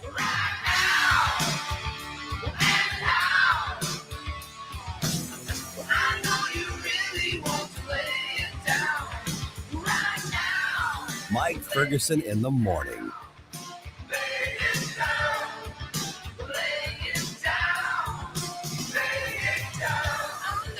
Hey, firearms enthusiast, looking for a family and veteran-owned shop with a wide selection of products and services? Head to DG Firearms, 115 Business Highway 61 North in Bowling Green. DG Firearms has been your one-stop shop for custom ARs, Cerakoting, laser engraving, gunsmithing, suppressors, ammo, and reloading supplies. Right now, during their pre-Black Friday sale, November 19th through 30th, take advantage of no tax on in-store firearms. DG Firearms, 115 Business Highway 61 North in Bowling Green.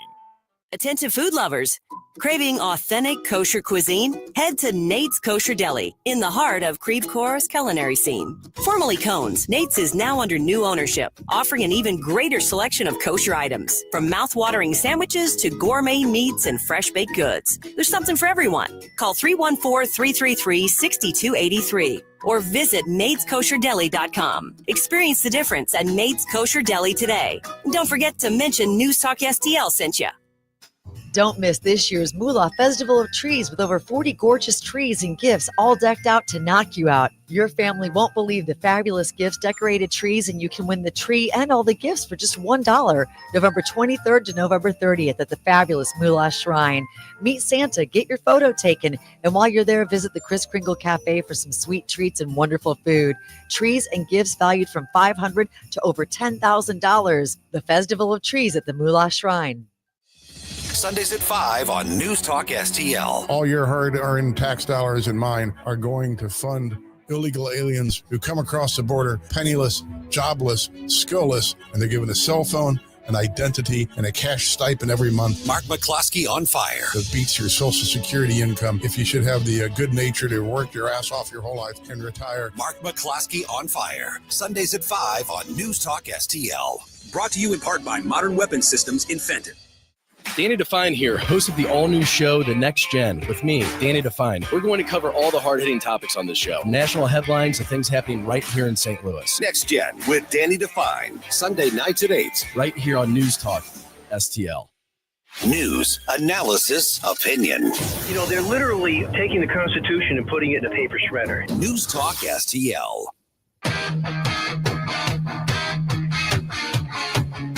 Hey there, Tim Jones here. Make sure you join me and my buddy Chris Arps this afternoon from 4 until 6 p.m. right here on 1019 94.1 News Talk STL. Right now, let's get back to more of Mike Ferguson in the morning. All right, I know a couple of things. I don't know much, but I know a couple of things. One, we're going to have more information tomorrow on Donald Trump's picks, including on the whole Matt Gaetz situation. And the other thing that I know is that it's going to be really fiery when Bill Eigel comments on it. Oh, yeah. Because he's going to be on the show tomorrow at 7:05. I bet he's got something to say. Around the station here, we kind of call it Bill Eigel Unleashed. Not that he really held back during the campaign, but now that he's term limited out here come January, and he's not running for anything at the moment. You think he didn't hold back before? That's going to be a lot of fun. Don't forget Flashback Friday tomorrow. Get your request in. We got a lot of new folks. So what's happening is all the bump music on Fridays is from the 80s. So that's why we call it Flashback Friday. And it's all request. So you got an 80s song you want to hear, put it in. We get a lot of them. But still, we'll curate those and pick the good ones. And so you can email him at stel@newstalkstl.com, STEL, or me, Mike, at newstalkstl.com. But I'm just going to forward it to Stel anyway. Or right now, you can put it in the comments or the chat box on social media as well. And if you do the email, you got until 2 this afternoon. Yeah, there you go. Because after that, he will scoff at you. Scoff. I will sit and scoff. The audacity. Do not be scoffing. You got to love, like, somebody will do a survey about anything, but in the Midwest, this is actually, I have heard this topic. I've participated in this conversation. You got a choice to go to the gas station or convenience store. What's your favorite one? You got to go to, what's your favorite? Oh, QT. See, that's a thing around the Midwest in particular, is like, you get like, this is the best convenience store. Right. What about you, Stel? For convenience store, QT. Yeah. Different for gas. I don't get gas there. I just go to there as a convenience store. But I like their coffee and I like their that's the food thing. There's items. something you like there. Yeah, their little roller selection is pretty on point, man. It's like, I didn't realize you could do so much with a hot dog roller. Well, 7 different hot dogs. There's like taco things and pizza things and beef and cheese things. What is happening right now? Oh, but they've got those little mini kitchens now.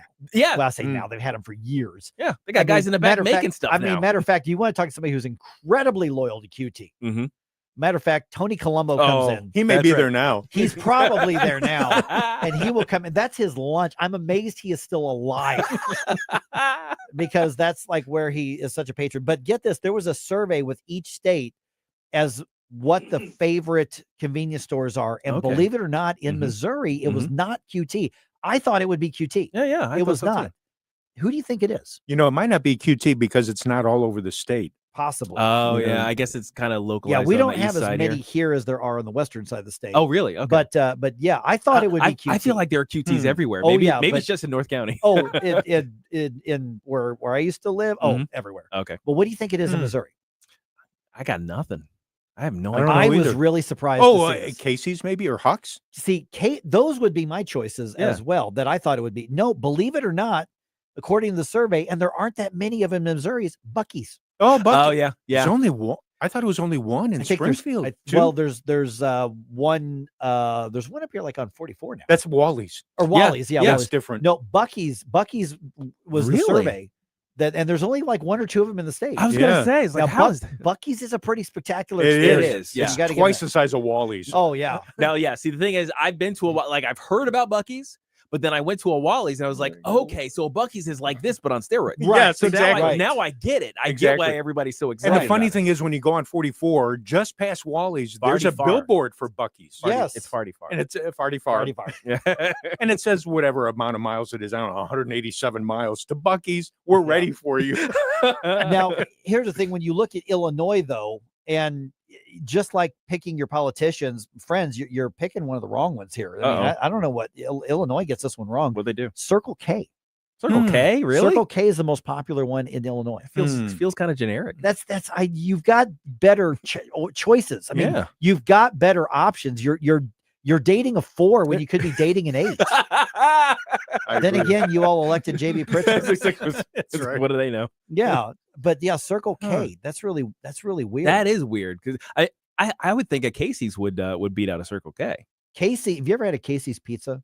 Yeah, they're pretty good. You hear gas station pizza, you're like, oh, no, that's as good as any restaurant. Casey's pizza. is pretty good. Yeah. Yeah. When you see people walk out with a full pizza, taking it home, at Casey's, you figure, they must have pretty good pizza. I used to live walking distance from a Casey's, and I was doing an afternoon show, so I didn't get home till like 6:30 or 7. My then teenage son was on a first name basis with the Casey's people because he would get a pizza. He'd come in and they treat him like Norm. Oh, they're like, yeah, they were like, Austin, Austin! here's your pizza. Give me the usual. There was only one Buc-ee's in Missouri. It's in Springfield. I thought there was one. I think there's one going in somewhere, man. There might be built, but maybe because Springfield is like the growing area of the state. But that's why I was shocked to see Buc-ee's. Well, think about it this way: there are 3 Buc-ee's in Angleton, Texas. Wow. Okay. So the fact that the entire state of Missouri only has one, and it still managed to get that favorite. Yeah. Now that may say something about their surveying, because I don't think there's a lot of people in Kirksville who are going, yeah, Buc-ee's. You're literally 8 hours from 6 hours from a I've never Buc-ee's. been to one. No, I stopped at one of driving back from Florida, one of my baseball tournaments, and I stopped at my first Buc-ee's experience was in Georgia, right there at North Georgia, at the top of the Georgia line up there. And I drove in. I'm like, oh, I'm just going to turn around and go. There's so many people here, but I really had to go. And I'm like, okay, I'm not going to get in line. And I walked in. I'm like, now I get it. Now I get it. You know, the Babylon Bee has a series of like a comedy sketch series about Californians who've moved to Texas and them becoming Texans. Yeah. One of the segments is about their trip to Buc-ee's. Yes. And it's the most hilarious thing I've ever seen. It makes me really, really want to go to a Buc-ee's. There's also a woman, and I don't know her name. She does she goes by the name Carolyn. I don't know if that's her real name or not. It's like, I'm Carolyn. I'm a recovering Californian. Here's today's lesson from the deep South, because she moved there, and she was like, okay, this is a skillet, and I thought that was just a Christian prog band, but apparently you cook things with these. You know, that sort of well played. I mean, and so she's got some really funny stuff on that. Oh man. But yeah, see, I grew up, and when I was in Decatur, Illinois, I thought Huck's was the coolest thing ever. And then, you know, when I got here to the St. Louis area years ago, I was all excited because I saw a Huck's again. Yeah. The one out in like St. Peter's area. And so I'm like, going there, I'm like, Huck's. And of course, I'm like, it's just a convenience store. Yeah. It was more special when I was a kid, I guess. Back home in New York, you couldn't get somebody to actually name one because everybody has their favorite bodega. It's owned by that one Indian guy. So so it's like, and you don't know the name of it. It's just the one over at the corner of something and something. Yeah. So no. I got to tell you, what I was in New York City a month or two ago, and Rachel and I went and just got a lunch at a bodega there, and it was pretty spectacular. It was really good. Yeah, you can get you can get a great lunch, get some new sunglasses, maybe pick up a phone. Right. Yeah, precisely. Probably do business with somebody illicitly and illegally too. Oh yeah, absolutely. But we were in Manhattan, so it was a little swankier thing. It was a little swankier. So up there. diamond encrusted gun. Speaking of swankier and Vic Porcel. Yeah, gonna be because that's what you think of. Mr. Swanky. Hey folks, Tim Jones here with Eric from Newstetter's Fine Jewelers. Eric, Newstetter's not one of those giant, big, sterile, big box stores, is it? No, Newstetter's Fine Jewelry is a family-owned local tradition since the 60s. We're a full-service jeweler that does on-site repair as well as custom creations and one-of-a-kind pieces you will see nowhere else. We don't sell jewelry. We sit and listen to find out exactly what you truly desire in fine jewelry and give you an education so you'll fall in love with your piece for a lifetime. Don't let fine and fine jewelry confuse you. We have pieces starting at $100 that will keep your loved one happy for a lifetime and look like you spent thousands. And don't forget, Christmas is only a few months away. Get started early. We also have a wish list to ensure your loved one gets exactly what they want. And we're also bringing back a layaway program to make your life easier. Newstetter's is a true jeweler. I can personally attest to that. Newstetter's Fine Jewelers at wowdiamonds.com. That's Newstetter's Fine Jewelers, wowdiamonds.com.